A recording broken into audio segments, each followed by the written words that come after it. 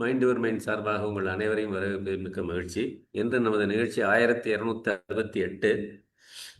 நமது முனைவர் சக்கரபாணி அவர்கள் சுதந்திர போராட்டத்தின் தூங்கா விளக்கு வஉசி என்ற தலைப்பில் பேச இருக்கிறார். சார், நீங்க உங்க உரையை தொடங்கலாம். அனைவருக்கும் வணக்கம். சார், நான் பேசுறது கேக்குதுங்களா? கேக்குது சார். அனைவருக்கும் வணக்கம். வாய்ப்பு தந்த நாராயணனுக்கும் மிக்க நன்றி. உண்மையிலேயே இது எனக்கு ஒரு மன நிறைவான டாபிக்கு. வஉசி பிறந்த தினத்தன்னைக்கு நம்ம குழுவில் கூடி பேசணும். அது பிறந்த நாள் அன்னைக்கு ஆசிரியர்கள் தினமாக வந்ததுனால இதை இன்னொரு நாளைக்கு வச்சுக்கலாம். நீண்ட நாளுக்கு அப்புறம் இதனால வஉசியோட அவருடைய சரித்திரத்தை பற்றி கொஞ்சம் புரட்ட வேண்டிய ஒரு வாய்ப்பு கிடைத்தது. அது உண்மையிலேயே மகிழ்ச்சியான ஒரு தருணம். பள்ளி படுத்திருக்கலாம், அதன் பிறகு செய்தித்தாள்கள் படித்திருக்கலாம். ஆனாலும் அதை சற்று ஊன்று படிக்கும்போது மிக்க அது சரியான செய்தியாக இருந்தது. இன்றைய தினத்தை சற்று ஒப்பிட்டு பார்க்கும்போது அந்த காலத்தில் அவர்களெல்லாம் எவ்வளவு தியாகங்கள் செய்து எவ்வளவு எல்லாம் கஷ்டப்பட்டார்கள். இன்றைக்கு நம்முடைய தலைவர்கள், அரசியல்வாதிகள் எல்லாம் இந்த அளவுக்கு ஒப்பிட்டு பார்க்கும்போது மிகவும் சற்று சங்கடமாகத்தான் இருக்கிறது.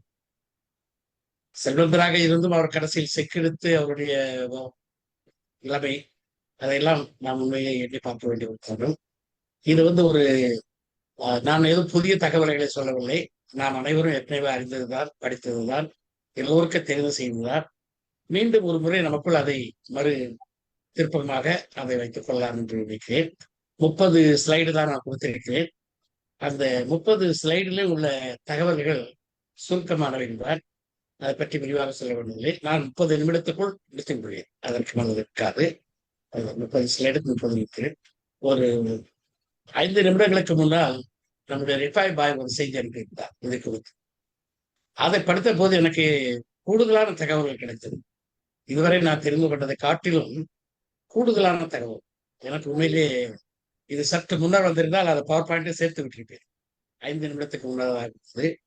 அவர் மிகவும் மனநொந்து வஉசிக்கு உதவியவர்களை மறந்து விட்டார்கள் அல்லது மறக்கடிக்கப்பட்டு விட்டார்கள் என்றெல்லாம் அவருடைய ஆதங்கம் அல்ல, அது ஒரு செய்தியில் வந்ததை அவருக்கு எடுத்துக்காட்டி அனுப்பியிருந்தார். அந்த செய்திகள் எல்லாம் உண்மையிலேயே நினைத்து பார்க்கக்கூடிய செய்திகள், அருமையான செய்திகள். அதை நான் உடனே பகிர்ந்து கொள்வேன்.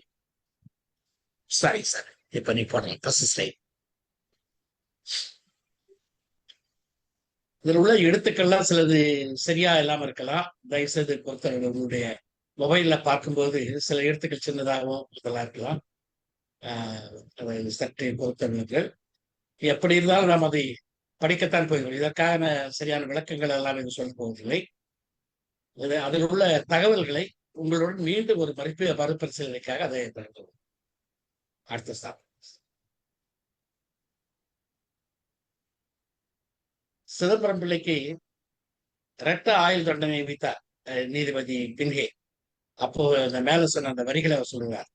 சிதம்பரம் பிள்ளையின் பிரசங்கத்தையும் பாரதியாரின் பாட்டையும் கேட்டால் செத்த பிணம் உயிர் பெற்றுவிடும், புரட்சி ஓங்கும், அடிமைப்பட்ட நாடு 5 நிமிடங்களில் விடுதலை.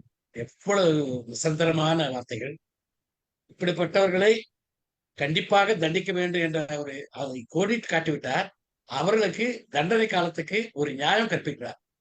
இவர்கள் ஒரு தீவிரவாதத்தை மாதிரி அவர் எடுத்து காட்டிட்டு அதுக்கப்புறம் தான் அவர் அதை தண்டனை கொடுக்கிறார். இதை மேற்கோளாக முதலாவதாக நான் காட்டுகிறேன்.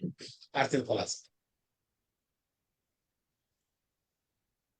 சிதம்பரம் பிள்ளை அவர்கள் செப்டம்பர் 5, 1872 ஒட்டப்பிடாரம், திருநெல்வேலி மாவட்டம் அன்றைய நாளில், இன்றைய நேரத்தில் அது தூத்துக்குடி மாவட்டம், அப்பொழுது மெட்ராஸ் மாகாணம் என்று சொல்லப்பட்ட இன்றைய தமிழ்நாட்டில், அப்பொழுது பிரிட்டானியா இந்தியா என்று சொல்லப்பட்ட இன்றைய சுதந்திரம் பெற்ற இந்தியாவில் அவர் பிறந்தார்.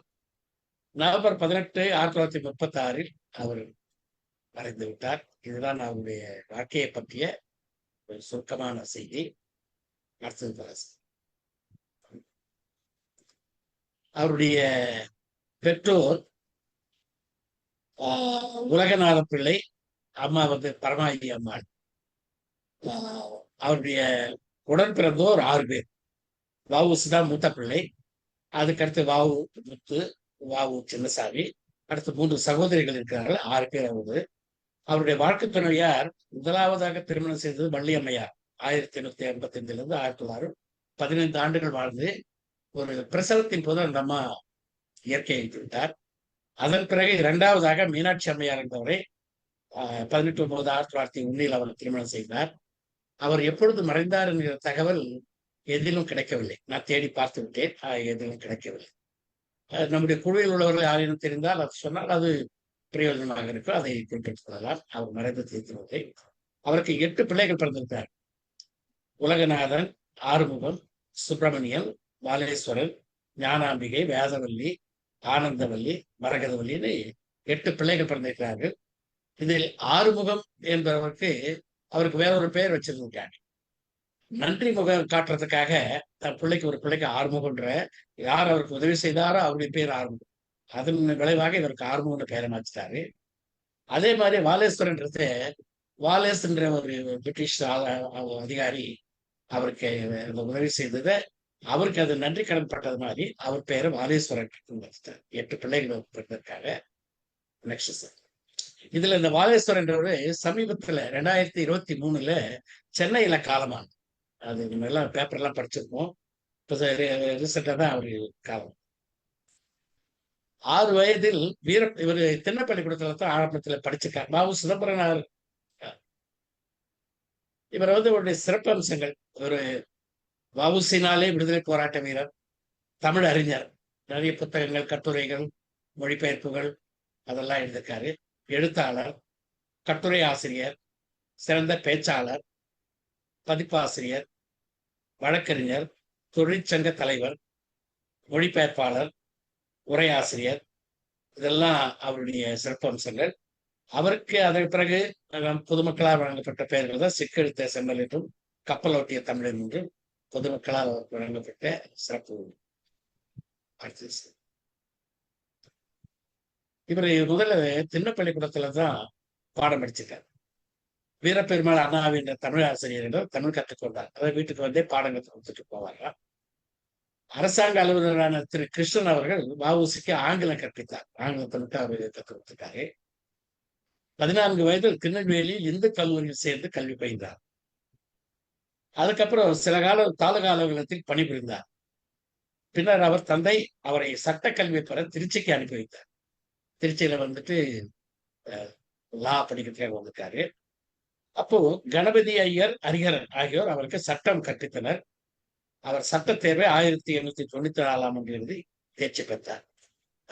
ஒரு வக்கீல் ஆயிட்டாரு முறைப்படி.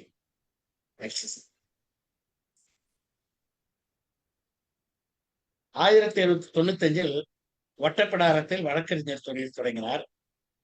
இவர் 2 வழக்குகளுமே சிறப்பா இது பண்ணாரு. உரிமையர் வழக்கும் சரி, குற்றவியல் வழக்கும் 2லுமே சிறப்பா தேர்ச்சி பெற்றுள்ளார். வசதியற்றவர்களுக்காக இலவசமாக வாதாடினார். இதெல்லாம் எக்ஸ்பிளைன் பண்ணிட்டு போன நேரம் கடந்து போகும்.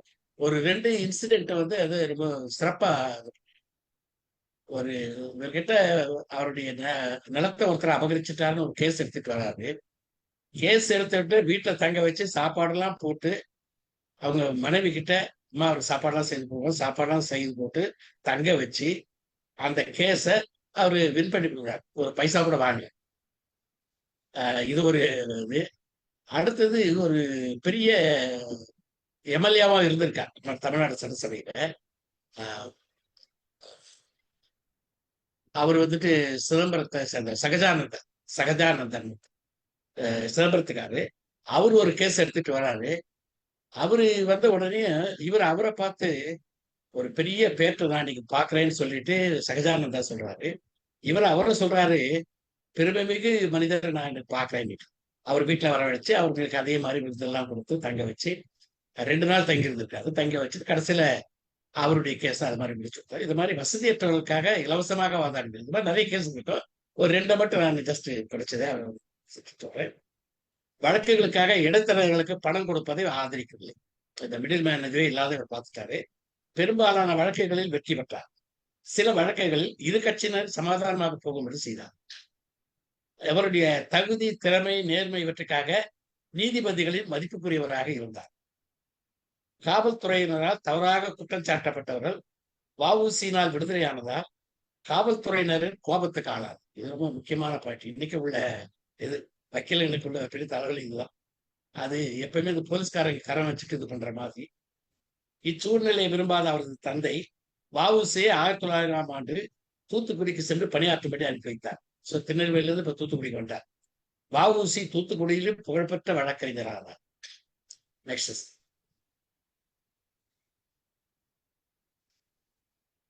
வ.உ.சி. தூத்துக்குடியிலும் திருநெல்வேலியிலும் மக்கள் செல்வாக்கு மிகுந்த ஆளுமை மிக்க தலைவராக விளங்கினார்.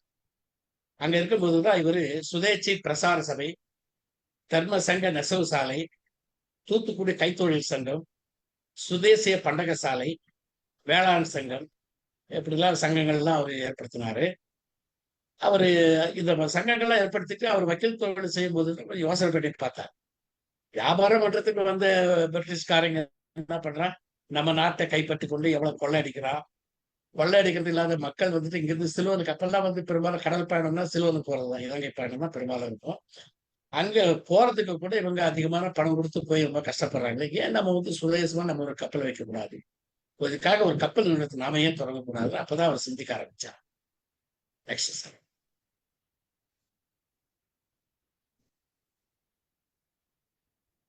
வ.உ.சி. 1906ஆம் ஆண்டு அக்டோபர் 16ஆம் நாள் சுதேசி நாவாய் சங்கம் என்ற கப்பல் நிறுவனத்தை பதிவு செய்தார். அதுக்கு முன்னாடி இவர் என்ன பண்ணாரு, இந்த சுதேசி சங்கம் ஆரம்பிக்கணும்னு சொன்ன உடனே தூத்துக்குடியில உள்ள அந்த வியாபாரிங்க கிட்ட எல்லாம் ரொம்ப கையில கிடைக்கிறது ஏதாவது கொடுங்கப்பா அப்படின்றத அவர் கேட்டிருக்காரு. வசூல் பண்ணிட்டாரு கொஞ்சம். அப்போ அந்த இதுல குறிப்பிட்ட என்ன சொல்றாங்கன்னா, ஒரு அண்ணா 2 அண்ணா இப்படிலாம் போட்டாங்களாம் கப்பல் வாங்குறதுக்கு. இதை வந்து பார்த்தாரு, ஒன்றும் தேராதுன்னு நினைச்சிட்டா இவரு மும்பை அண்டு கல்கத்தா போயிட்டார். அங்க கொஞ்சம் பணம் கலெக்ட் பண்ணார். இதுதான் நான் படித்து தெரிந்து கொண்ட சங்கதி. இன்னைக்கு ரிஃபாய் பாய் ஒரு பெரிய தகவலை சொல்றாரு. அதுவும் அவரு இதோட ஆதாரத்தோட ரூபாய் 10 லட்சம் கொடுத்து கப்பல் வாங்க உதவியவர் பக்கீர் முகமது சேட் அப்படின்னு ஒருத்தர் தூத்துக்குடிக்காரு. அந்த நேரத்துல 10 லட்சம் கொடுத்திருக்காரு. இவரெல்லாம் அதை வந்து ஆல்மோஸ்ட் மறைக்கப்பட்டிருக்குது. அது எந்த இதுலயும் நான் படிச்ச வரையில எனக்கு தெரியல, வேற எதுலயாவது இருக்கான்னு தெரியாது. இன்னைக்கு அவர் ரிஃபா பாய் சொன்னதுல இந்த தகவல் இருக்குது. இவர் மும்பைக்கு போயிருக்கப்போ ஓரளவுக்கு கணிசமா ஓரளவுக்கு பணம் சேர்ந்து போச்சு. இதுக்கடையில ஒரு உடல் நலிவாகி போச்சு. உடல் நலிவில் இருக்கும்போது இங்க இருந்து அவருக்கு அந்த காலத்து பிரகாரம் தந்தி போயிருக்குதுன்றாங்க. குழந்தைக்கு உடம்பு சரியில்லை. அப்ப கூட அவர் என்ன சொல்லிட்டாரா, நான் வந்த காரியம் முடியாத, நான் வரமாட்டேன் அப்படின்ட்டு. பெத்த குழந்தைக்கு உடம்பு சரியில்லைன்னு பார்க்க வரமாட்டேன்ட்டாராம். அதுக்கப்புறம் என்ன பண்ணிருக்காரு, நிறுவனத்தின் மூலம் 10 லட்சம் ஆசிரியர்கள் அனைவரும் பங்குதாரர் ஆகலாம்னு சொல்லியிருக்காரு. 10 லட்சம் மூலதனம்னு சொல்றாரு. ஆனா இவர் சேட்டு ஒருத்தர், பக்கீர் முகமது சேட்டு ஒருத்தர் 10 லட்சம் கொடுத்துருக்காருன்ட்டு. அதுக்கு மேல கொஞ்சம் செலவு இனத்துக்கலாம் அப்படின்னா மற்ற டொனேஷன் வந்து கம்மியா வந்திருக்கு போல. ஒருவேளை இது உண்மையா இருந்தால் 10 லட்சம் ஒருத்தரையே கொடுத்திருந்தா அவர் வசூல் பண்ணது கம்மியா இருந்துட்டு. அதுக்கப்புறம் நமக்கு கப்பல் இல்லை, வாடகைக்கு கப்பல் எடுக்கலாம்னு சொல்லி பார்த்தா அது பிரிட்டிஷ் பீப்புள் வந்துட்டு அப்ஜெக்ஷன் பண்ணாங்க. சிலோன்ல உள்ள ஒரு கப்பல் கம்பெனி கிட்ட தான் முதல்ல ஆரம்பத்தில் இவர் ஒப்பந்தம் போட்டிருக்காரு. ஒப்பந்தம் போட்டதுல இவங்க பண்ணது டார்ச்சர்னால அதை விட்டுட்டாரு. அதுக்கப்புறம் நேரம் கொழும்புக்கே போயிட்டு கப்பல் எடுத்து கொஞ்ச நாள் பாடினாரு. இதெல்லாம் முடியாது, நம்ம ஒண்ணு கப்பலை நம்ம வாங்கணும் அப்படின்னு முடிவு பண்ணி தான் இவர் இந்த டொனேஷன் எல்லாம் கலெக்ட் பண்ணிக்கிட்டு மும்பைக்கு போறாரு. Next slide.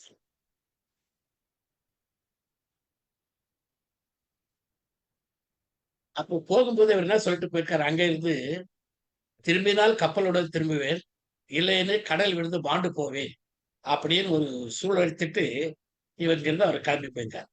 அங்க போனோடனே இவருடைய நண்பர் ஒருத்தர் இயேசு வேதமூர்த்திங்கிறவர், அவரை வந்து பிரான்ஸுக்கு அனுப்புறார்.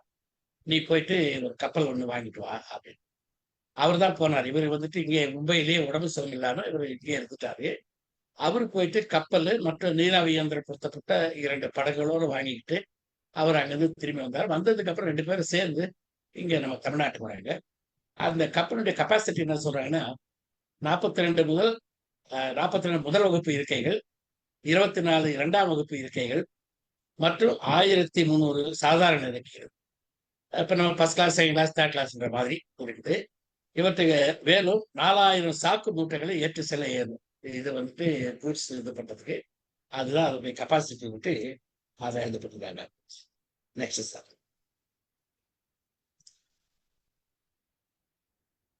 இந்திய செய்தித்தாள்கள் அனைத்து இது குறித்த கட்டுரைகள் வெளியிட்டு வ.உ.சி. அவர்களை பாராட்டின.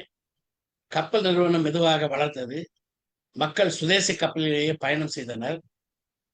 வணிகர்கள் தங்கள் சரக்குகளை சுதேசி கப்பலிலேயே அனுப்பினர். இவர் என்ன சொல்லிட்டாருன்னா, இதை பார்த்த உடனே பிரிட்டிஷ் கப்பல் நிறுவனம் இந்த போட்டியை சமாளிக்க முடியாத கட்டணத்தை குறைக்க முடிவு செய்தது. கடைசியில் இலவசமாக கூட கூட்டிட்டு போறேன் அப்படின்லாம் சொல்ற அளவுக்கு இறங்கி வந்துட்டாங்க. இவர் சொன்னார், இன்னைக்கு இலவசம்னு போவீங்க, நாளைக்கு மறுபடியும் அவன் சார்ஜ் போடுவான், மறுபடியும் அதை உங்களால் பண்ண முடியும். நம்ம எப்படி நம்ம சுதேசி கப்பல்ல போறீங்களோ அதே மாதிரி சுதேசி கப்பலே வாங்க அப்படின்ற மாதிரி சொல்லிட்டாரு. இதை தடுக்க முயற்சி செய்தனர். சுதேசி கப்பல் நிறுவனத்தை விட்டு விலகினால் 1 லட்சம் கொடுப்பதாக கூறினர். வ.உ.சி. மறுத்து விட்டார். அவங்க வந்து பிரிட்டிஷ் கம்பெனி எவ்வளவு இவர்கிட்ட அந்த கப்பலே குத்துறை எங்களுக்கு தான் கேட்டு பார்த்துறாங்க, எல்லாம் முடியாதுன்னு சொல்லி ரெப்ளேஸ் கொடுத்துருக்காங்க. நெக்ஸ்ட்.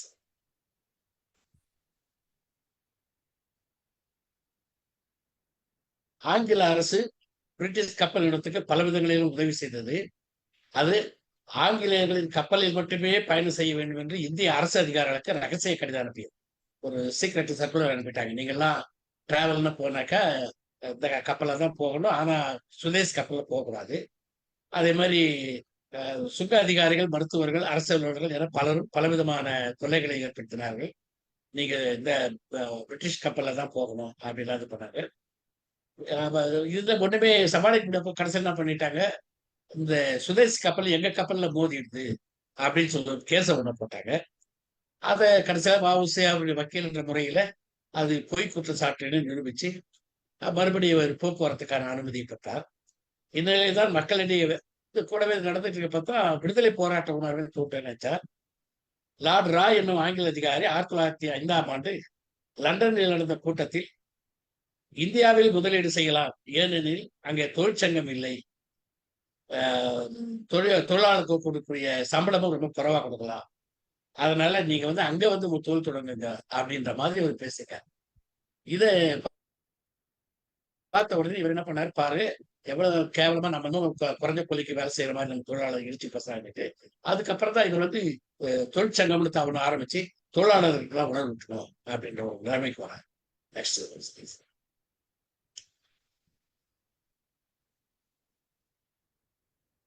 தூத்துக்குடியில் கோரல் நூற்பாலை தொழிலாளர்கள் வேலை நிறுத்தத்துக்கு வ.உ.சி.யும் சுப்பிரமணிய சிவாவும் தூண்டிவிட்டு ஆதரவளித்தார். இவர் சுப்பிரமணிய சிவான்றவரு திண்டுக்கலுக்கு பக்கத்தில் வத்தலகுண்டுன்னு ஒரு அந்த இடத்துல உள்ள ஒரு காங்கிரஸ் பிரமுகர். அவரு இங்க வராரு. இவருடைய இதெல்லாம் கேள்விப்பட்டு இங்க வந்தோடனே இவங்க 2 பேரும் நட்பாயிறாங்க. இவங்க 2 பேரும் சேர்ந்துதான் அந்த கோரல் நூற்பாலை தொழிலாளர் வேலை நிறுத்தத்தை 2 பேரும் சேர்ந்து நடத்துறாங்க. 1908ஆம் ஆண்டு பிப்ரவரி 27ஆம் நாள் நூற்பாலை தொழிலாளர்கள் வேலை நிறுத்தத்தில் ஈடுபட்டனர். அது வேலை நிறுத்தத்தில்னா இதுதான் முதல் வேலை நிறுத்தம்ன்ற முறையில அதுல ஒரு சரித்திர குறிப்பு இருக்குது. எப்படின்னு கேட்டா எல்லா விதமான தொழிலாளர்கள், துப்புரவு தொழிலாளர், சாலை பணியாளர், அப்புறம் தொழிலாளர்கள், தொழில் இல்லாத நார்மலான ஆபீஸ்ல ஒர்க் பண்ற இது மாதிரி இவங்க எல்லாம் சேர்ந்து அந்த வேலை நிறுத்தத்தில் ஈடுபட்டாங்க. அதுதான் சொல்றாங்க, இந்தியாவிலே முதலில் நடைபெற்ற வேலை நிறுத்த போராட்டம் இதுதான் அப்படின்ட்டு. இதை கேள்விப்பட்டு அப்போ மாவட்ட ஆட்சியர் தூத்துக்குடியில உள்ளவரு விஞ்ச் வந்து தூத்துக்குடிக்கு வராது, சாரி திருநெல்வேலியிலிருந்து தூத்துக்குடிக்கு வராது. தூத்துக்குடிக்கு வந்த உடனே கூப்பிட்டு விசாரிக்கிறாரு வ.உ.சி. என்னப்பா எதுக்காக நீங்க வேலை எடுத்துக்கலாம், நீ தூண்டி விடுறேன்ட்டு. அப்ப அவர் சொல்றார், இத மாதிரி தொழிலாளர்களுக்கு கூலி குறைவு, வேலை நேரம் அதிகம், 12 மணி நேரத்துக்கு மேல அவங்க வேலை செய்யணும், லீவ் எடுக்க முடியாது, ஓய்வுன்றதே கிடையாது, தொழிலாளர்கள் நலன் பாதிக்குது, அவங்களுக்கு எந்த விதமான சலுகைகளும் கிடையாது அப்படின்னு எல்லாத்தையும் எடுத்து சொன்ன உடனே இவர் ஆழம் பார்த்துட்டு போயிடுறார். வேற ஒன்றும் அவருக்கு சரின்னு சொல்லிட்டு போகல. ஓ இவர் இவ்வளவு ஒரு தீவிரமான ஆளா இங்க இருக்காரு ஒருத்தர், சரி நம்ம கொஞ்சம் இவரை கேர்ஃபுல்லா தான் ஹேண்டில் பண்ணணும் அப்படின்னுட்டு அவர் போயிடுறார். அப்போ இந்த வேலை நிறுத்த நேரத்துல தொழிலாளர்களுக்கெல்லாம் நிறைய கஷ்டங்கள்லாம் இருந்திருக்காங்க. அப்போ இவர் வ.உ.சி. தன்னுடைய சொத்துல இருந்து செலவு பண்ணி அவருடைய தனது சொத்துல பெரும்பகுதி இழந்தாராம். இது மாதிரி வேலை நிறுத்த போராட்டம் அது நிறுத்த ஒரு இதுக்காக அப்படி கொடுத்திருக்காரு. 1908ஆம் ஆண்டே தொழிற்சங்கங்கள் இல்லாமல் தொழிலாளர்களை வேலை நிறுத்தத்தில் பங்கு பெற செய்து அவர்களை வழிநடத்தி வேலை நிறுத்த போராட்டத்தை பெரும் வெற்றி பெற செய்தார். இந்தியாவில் முதல் அப்பெல்லாம் தொழிற்சங்கமே இல்லாத நேரம் 1908 தொழிற்சங்கங்கள் இல்லாத நேரத்துல இவர் ஒரு தொழிற்சங்கத்தை இது பண்ணி ஆரம்பிச்சு தொழில் அது ஆதரவு வேலை நிறுத்தம் செய்து வெற்றியோட அதை நெக்ஸ்ட்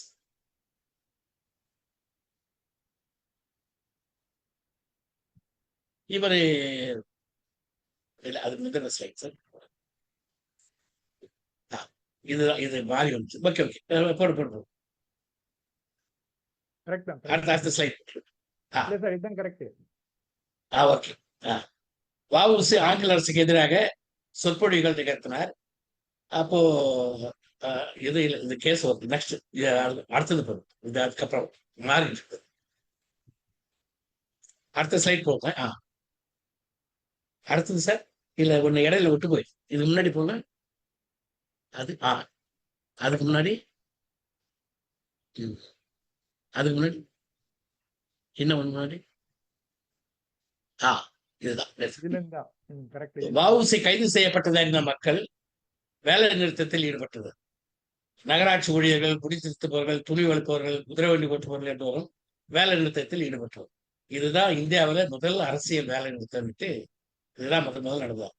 1908ஆம் ஆண்டு மார்ச் 14ஆம் நாள் 14 முதல் மார்ச் 19 வரை நடைபெற்றது. காவல்துறை துப்பாக்கி சூட்டில் 4 பேர் பலியானார்கள். இந்த நிகழ்வை திருநெல்வேலி எழுச்சி என்று கூறுகிறார்கள். இது ஒரு பெரிய உதாரணம். அதுல இப்ப நம்ம ரிஃபாய் பாய் ஒண்ணு என்ன சொல்றாருன்னா, இந்த சண்டையில ஒரு செய்தி அவரு சொல்றாரு, நெல்லை கலவரத்துல துப்பாக்கி சூட்ல இறந்த முதல் நபர் முகமது யாசின். அவர் இதை எதை ஆதாரம் காட்டுறாருன்னா, வஉசி தன்னுடைய சுயசரிதையில அதை குறிப்பிட்டிருக்காரு. அந்த 4 பேர்ல ஒருத்தர் முகமது யாசின். இந்த 4 பேர் யாருன்னா பேரை போடல. நான் தேடின அந்த குறிப்புகள்ல போடல. இவர் ரிஃபாய் பாய் அதை சொல்றாரு. முகமது யாசின் ஒரு ரொம்ப இளவயசு வாலிபன். அவன் அந்த துப்பாக்கி சூட்ல இது பண்ணிட்டாங்க. நண்பர்கள் அப்புறம் இவர் வந்துட்டு அரெஸ்ட் பண்ணி உள்ள போயிடுறாங்க. அவரு நான் பெயில வரமாட்டேன்னு சொல்லிட்டு அவர் மறுத்துடுறாரு. நெக்ஸ்ட் அப்போ கேஸ் நடக்குது. என்ன இவருக்கு இது பண்றாங்கன்னா, ஆங்கில அரசுக்கு எதிராக சொற்பொழிவுகள் நிகழ்த்தினார். பிரிவு 123. சுப்பிரமணிய சிவா அவர் தீவிரவாதமா அவரு இது வச்சிருக்காரு கவர்மெண்ட் ரெக்கார்ட் பிரகாரம். அவருக்கு இவர் அடைக்கலம் கொடுத்தார். அதனால பிரிவு 153A. இது இப்படின்னு இவருக்கு மேல கேஸ் ஃபைல் பண்ணும்போது இவர் என்ன பண்ணாரு, வழக்கு நேர்மையாக நடைபெறாததால், இதுக்கு முன்னாடி தான் நான் ஃபர்ஸ்ட் ஸ்லைட் சொன்ன மாதிரி அதுதான் நீதிபதி பின்கே இப்படிதான் தீர்ப்பு வழங்குறார். அப்பதான் இதெல்லாம் சொல்லிட்டு தான் அந்த தீர்ப்பை கீழே கொடுக்கிறார். ஆங்கில அரசுக்கு எதிராக போராட்டத்தில் ஈடுபடும்படி மக்களை தூண்டிவிட்டதற்காக 20 ஆண்டு ஆயுள் தண்டனை. சுப்பிரமணிய சிவாவுக்கு ஆதரவு அளித்ததற்காக மற்றும் ஒரு 20 ஆண்டு ஆயுள் தண்டனை. சிவாவுக்கு தனிய 10 ஆண்டு சிறை தண்டனை. இப்படின்னுட்டு தண்டனை காலத்துல அவங்க கொடுத்துட்றாங்க. அடுத்தது சார். இதை கேட்டு இந்திய மக்கள் அனைவரும் அதிர்ச்சி அடைந்தனர். நிறைய பேப்பர்கள்லாம் அதை பத்தி எழுதுறாங்க. இவர் ரொம்ப நியாயமற்றது, அவருடைய தியாகம் என்ன, எவ்வளவுலாம் அவர் மக்களுக்கு இது பண்ணிருக்காரு, இதை எப்படி போட்டுக்காங்க. அது மாத்திரம் இல்ல, ஆங்கில அரசை ஆதரிப்பவர்கள் கூட இந்த கொடிய தண்டனையை ஏற்றுக்கொள்ளவில்லை. லார்டு மார்லி இந்தியாவுக்கான ஆங்கில அமைச்சர், அவரு இக்கொடூரமான தண்டனையை ஏற்றுக்கொள்ள இயலாது என லார்டு மன்ரோவுக்கு லெட்டர் எழுதுறார். அவர் இத மாதிரி ஒவ்வொருத்தரும் ஒரு வகையில பாருங்க. தீர்ப்பினை எதிர்த்து சென்னை உயர்நீதிமன்றத்தில் மேல்முறையீடு செய்யப்பட்டது. மேல்முறையீடு செய்ததில் 10 ஆண்டு ஆயுள் தண்டனையாக குறைக்கப்பட்டது. 20 ஆண்டுக்கு 10 ஆண்டு ஆயிடுது.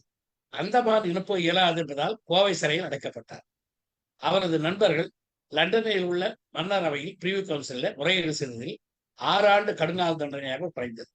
கடைசியில இவருக்கு 6 ஆண்டு மட்டும்தான் கடுங்காவல் தண்டனை கிடைச்சி கோவை சிறையிலேயே அவர் கண்காணித்தது. நெக்ஸ்ட்.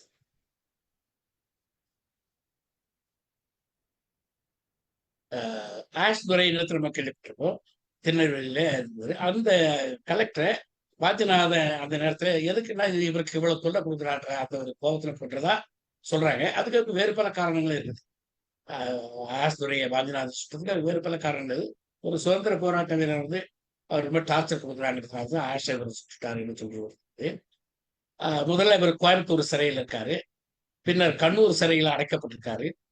அப்பதான் கடுமையான வேலைகளெல்லாம் செய்யணும். இது வந்து இப்ப இருக்கிற மாதிரிலாம் இல்லாத அந்த காலத்துல வந்து ரொம்ப இதுவாயிடுது. 2வது இவர் வந்து ஒரு செல்வந்தரான குடும்பம். அப்படிப்பட்டவரு நல்ல ஒரு ஆரோக்கியமான சுவையான உணவு உண்டவர். அப்படிப்பட்டவர் இங்க வந்து கல்லும் மண்ணும் இருக்கும் கூழை குடிக்க வேண்டியதா இருந்தது. சிறை ஆடைகள் அது என்கிட்ட இதுல சாக்கு பை அதுதான் ட்ரெஸ்ஸா.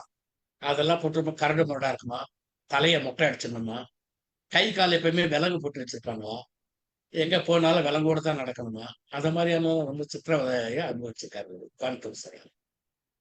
நெக்ஸ்ட். சிறையில் வ.உ.சி கடுமையான வேலைகளை செய்தார், சணல் நூற்றார். அப்பொழுது அவரது உள்ளங்கையில் இருந்து ரத்தம் கசிந்தது. கல் உடைத்தார், மாடுகள் இழுக்கும் செக்கினை இழுத்தார். அந்த புகழ்பெற்ற வழக்கறிஞர் ஒரு மாடு போல உழைத்தார். அவரது எடை மிகவும் குறைந்தது. மருத்துவர் சிறை அதிகாரி எச்சரித்தார். உடனே அவரு முதல்ல கேட்டிருக்கார், எனக்கு வயிற்றால போகுது, ஒரு சாப்பாடு கொஞ்சம் ரைஸ் கொடுங்க. அதுக்கெல்லாம் அவரு எட்டி உதச்சி வச்சு ரொம்ப சித்திரவதைப்படுத்திருக்காரு. அதுக்கப்புறம் தான் இத மருத்துவர் வந்து பார்த்து பிற்பாடு அவர்கிட்ட சொன்னது அரிசி உணவு கொடுக்கணும்னு சொன்னாங்க. அதுக்கப்புறம் தான் இவரு சென்னை உயர்நீதிமன்றம் அவர் சொந்த உணவு உண்ணலாம்னு அதுக்கப்புறம் அவர் சொல்லியிருக்கு. ஒரு ஞாயிற்றுக்கிழமை மதியம் சிறை கைதிகள் கலவரம் செய்தனர். சிறை அதிகாரி கடுமையாக தாக்கப்பட்டார். சிறை கைதிகளுக்கு கடுமையான தண்டனை கிடைத்தது. வ.உ.சி அவரது நண்பர்களுக்கு எழுதி மேல்முறையீடு செய்து தண்டனை காலத்தை குறைத்தார். வ.உ.சி கைதிகள் பக்கம் சாட்சி கூறினார். அவர் சிறை அதிகாரி மிக மோசமான உணவை வழங்கியும், கடுமையாக அடித்தும், கைதிகளை கொடுமைப்படுத்தியும், கொடூரமாக நடந்து கொண்டதே கலவரத்துக்கான காரணம்னு சொன்னாரு. அப்போ அவங்களுக்கு ஒரு இது கிடைச்சது. சரி, இந்த கைதிகள்லாம் கலவரம் பண்றதுக்கு காரணம் நம்ம ஆளுதான் இருக்கு. வ.உ.சி சிறையில இவர் இங்க ஜெயில இருக்க பார்த்து அந்த கப்பல்ல வந்துட்டு மூழ்கி ரொம்ப கடன் அதிகமாகி போச்சு. அதை இவர் கொடுத்த இதுல என்ன சொல்றாங்கன்னா,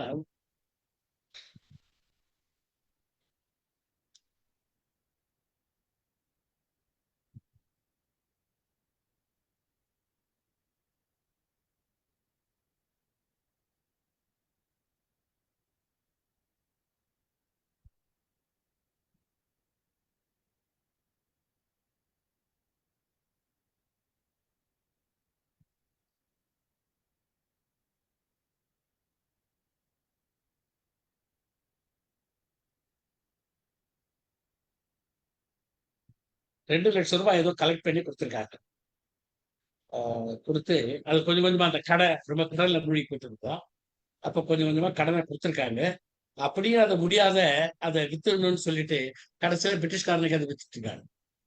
அதுவும் கப்பலை ஆங்கிலேய கப்பல் நிறுவனத்துக்கு விட்டு விட்டார்கள். அது வ.உ.சியை மிகவும் பாதித்தது. அந்த கப்பலை வாங்க வ.உ.சி என்ன பாடுபட்டார் அப்படின்றத அதுல குறிப்பிடுறாங்க. இதுதான் அவருக்கு அவருடைய மன தைரியத்தை எவ்வளவோ போராடினாரு, எல்லா இதுலயும் இருந்தாரு. இந்த நிகழ்ச்சி அவரை வெகுவா பாதிச்சுட்டு வெகுவா பாதிச்சதுன்னா கடைசி வரைக்கும் அவருக்கு எதிலேயே ஒரு நாட்டம் இல்லாத ஒரு இது போயிட்டோம். எவ்வளோ கஷ்டப்பட்டு ஒரு கப்பலை வாங்கி விட்டோம், அந்த கப்பலே வித்துட்டாங்க நம்ம ஜெயிலுக்கு வந்திருப்பாரு அப்படின்னு அவர் உடல்நலம் நலிவுற்றதுக்கு காரணமே இந்த கப்பல் வந்து வித்து. அதுவும் வேற யாரும் வாங்கியிருந்தா கூட பரவாயில்ல, அவர் பிரிட்டிஷ்காரனுக்கே வித்துட்டாங்களே என்ற ஒரு ஆதங்கம் அவருக்குள்ள இருந்ததா குறிப்பிடப்பட்டது. நெக்ஸ்ட்.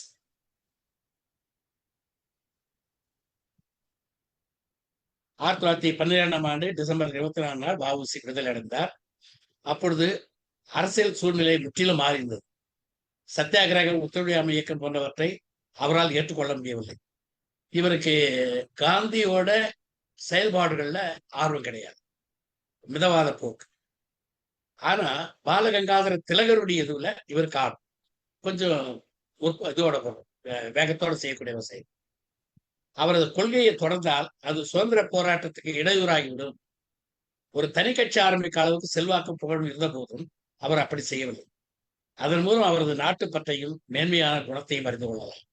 என்னதான் அந்த சத்தியாகிரக ஒத்துழையாமை காந்தியோட இவருக்கு அந்த ஈடுபாடு இல்லைன்னாலும் காந்தி சொன்ன ஒவ்வொரு கட்டளை இவர் கீழ்படுத்தார்.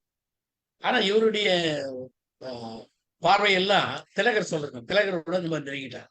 அவரு சொல்றத ஓரளவுக்கு இவரால் ஏத்துக்க முடிஞ்சது. ஆனாலும் இவர் வந்து அதை கட்டுப்பாடு மீறி இவர் எதையும் செய்யல.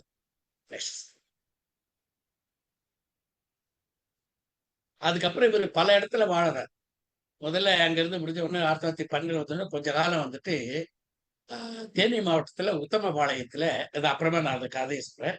உத்தமபாளையத்துல தங்கியிருக்கார். முதல் முதல் பணம் கொடுத்தாரு பாருங்க கப்பல் வாங்குறதுக்கு, அவருடைய வீடு இப்போ உத்தமபாளையத்துல. அங்க தங்கும்போது தான் இவர் வந்து திருக்குறளுக்கு உரை எழுதுறார். கொஞ்ச காலம் அங்க ரெஸ்ட் எடுத்துட்டு, அதுக்கப்புறம் தான் அவர் சென்னைக்கு வரார்.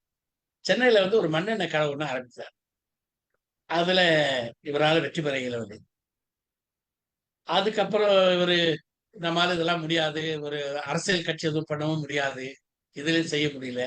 வேற என்ன பண்ணலான்ற மாரி தான் அவரு நினைச்சத பத்தி லோகமான்ய பாலகங்காதர திலகர அவருடைய கருத்துக்கள் மேல ஈர்க்கப்பட்டு, அவருடைய புத்தகங்கள படிக்கிறது, அவர பத்தி தெரிஞ்சுக்கிறதுல அதிகமான ஈடுபாடு திலகர் செயல் வீரர், காந்தி மிதவாதி.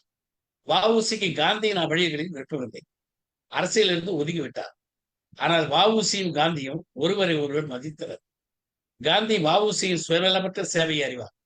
வ.உ.சியும் காந்தியின் எளிமையும் தூய்மையும் மிக்க வாழ்க்கையை மதித்தார். வ.உ.சி சென்னையில் தொழிற்சங்கங்கள் தொடங்கி அதற்காக தீவிரமாக பணியாற்றினார். வ.உ.சி சிறை சென்றதால் வழக்கறிஞர் பணி செய்வதற்கான உரிமையை இழந்தார். அவரால் வழக்கறிஞராக பணியாற்ற இயலவில்லை. திலகர் மாதம் ரூபாய் 50 அனுப்பி வைத்தார். இதுதான் ரொம்ப கொடுமை. ஒரு பெரிய செல்வந்தரு கடைசியில இவருக்கு பாலகங்காதரத்துல மாசம் 50 ரூபாய் அனுப்பிட்டு இருக்காரு.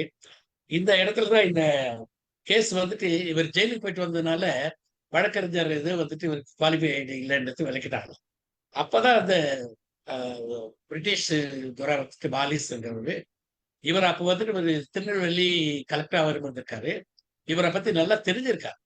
அதனால இவர் என்ன பண்ணிருக்காரு, இல்ல இல்ல இவர் வந்து ஒரு நல்ல மனுஷன், இவர் வந்து தொழில் தொடங்கட்டும், வழக்கறிஞர் பணி பண்ணலாம், ஒன்றும் ஆட்சேபம் இல்லைன்னு அவரு அதுக்கு அங்கீகாரம் வாங்கி கொடுத்தார். இவர் திரும்ப வழக்கறிஞர் பணி ஒரு செய்து. அதனால தான் அவர் தன்னுடைய மகனுக்கு வாலேஸ்வரன் பெயர் வச்சார். இவருடைய நன்றிக்காக வாலேஸ்வரன் அவர் பையனுக்கு பெயர் வச்சது. நெக்ஸ்ட். அடுத்து கொஞ்ச நாள்ல கோயம்புத்தூர்ல வாழ்ந்திருக்காரு.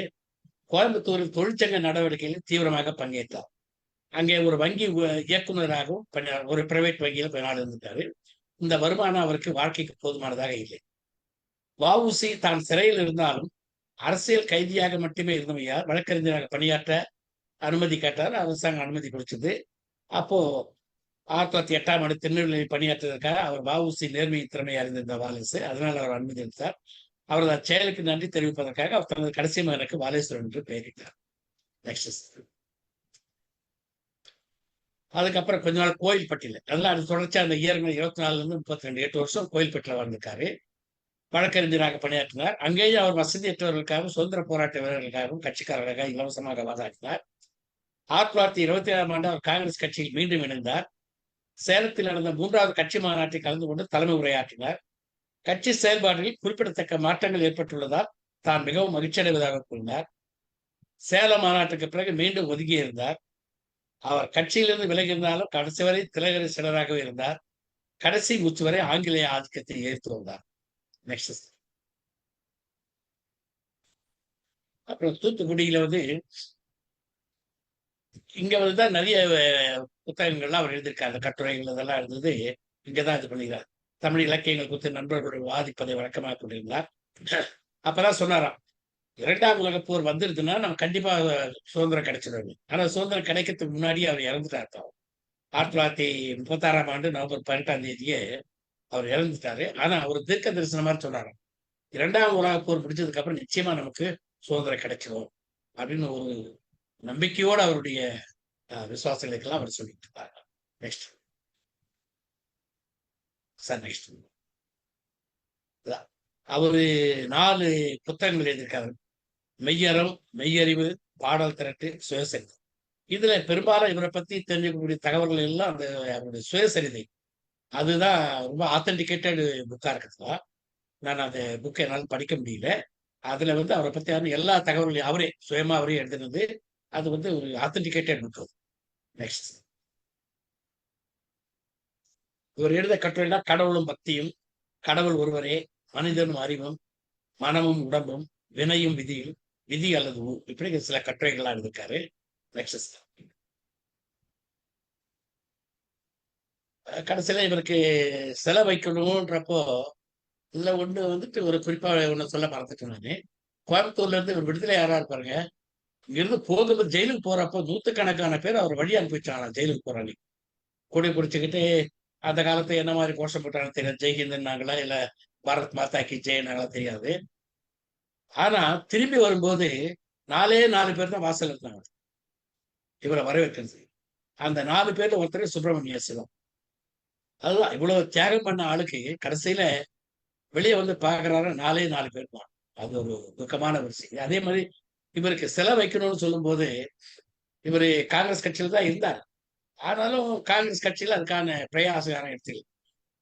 மாப்போசி என்ன பண்ணிக்கிறாங்க 1919ஆம் ஆண்டு சென்னை ஜில்லா கமிட்டி செயலாளராக அவர் வந்ததும் வஉசிக்கு சிலை வைக்க முயன்று அச்செலவிற்கு பணம் கொடுத்தவர்கள் உதவி நாடி அம்முயற்சி தோல்வியுற்றதால் மனம் வருந்தி ஹாமில்டன் வராது இந்த ஹாமில்டன் பிரிட்ஜு கிட்ட கட்டத்தொட்டி கடைக்காரெல்லாம் போய் ₹1 2 கொடுத்து கையேந்தி வாங்கினாராம். டிராம்பே தொழிலாளர்கிட்ட கொஞ்சம் வாங்கினாராம். இப்படிலாம் கொஞ்சம் கொஞ்சமா வாங்கி தான் அவர் சிலையை வைக்க முடிஞ்சுதான். ஒரு கப்பலையே வாங்குறதுக்கு அளவுக்கு பணம் திரட்டி கொடுத்து இவ்வளவுலாம் கஷ்டப்பட்ட ஒரு தியாக ஆளுக்கு அவர் சிலையை வைக்கிறதுக்கு ₹1 2 கையேந்தி பிச்சை எடுத்து வஉசி அந்த சிலையை வச்சாரு அந்த காலத்துல. Next sir. இப்போ முக்கியமா இவருடைய நினைவு சிலைகள் எங்க இருக்குன்னா மதுரை மாவட்டம் அலங்காநல்லூர் அருகே உள்ள பெரிய ஊர்ச்சேரியில் ஒரு முழு சிலை இருக்குது. சென்னை ராயப்பேட்டை அதுதான் இது வச்சது. திருநெல்வேலி பாளையங்கோட்டை நுழைவாயில ஒண்ணு இருக்கு அவர் ஜெயில இருந்த இடம். சென்னை மெரினா கடற்கரையில அந்த தலைவர்களுடைய இதுல இருக்குது. தூத்துக்குடி துறைமுகம் முன்னாள் பிரதமர் திருமதி இந்திரா காந்தி அம்மையாரால் திறந்து வைக்கப்பட்டது. இது வந்து வஉசி துறைமுகம் அது பேர் வச்சாங்க. மதுரை சிம்மக்கல் கிட்ட எம்ஜி ராமச்சந்திரன் அவர்களால் திறந்து வைக்கப்பட்டது ஒரு சிலை. திருநெல்வேலி வஉசி நினைவு இல்லம் முதலமைச்சர் செல்வி ஜெயலலிதா அவர்களால் திறந்து வைக்கப்பட்டது. Next sir. பாரதியாருக்கும் சிதம்பரனாருக்கும் ஒரு குரு சிஷ்ய என்ற ரிலேஷன்ஷிப் தான் இருக்கலாம். அவங்க 2 பேருமே பாரதியார் இவரை விட மூத்தவர். அவரு சொல்றத இவருக்கு என்ன செய்தாலும் அவருக்கு கேட்டுவார். தேசபக்தியான பாடல்கள் எல்லாம் அவரு சொல்லும் போது இவரு அதை இது பண்ணுவாரா.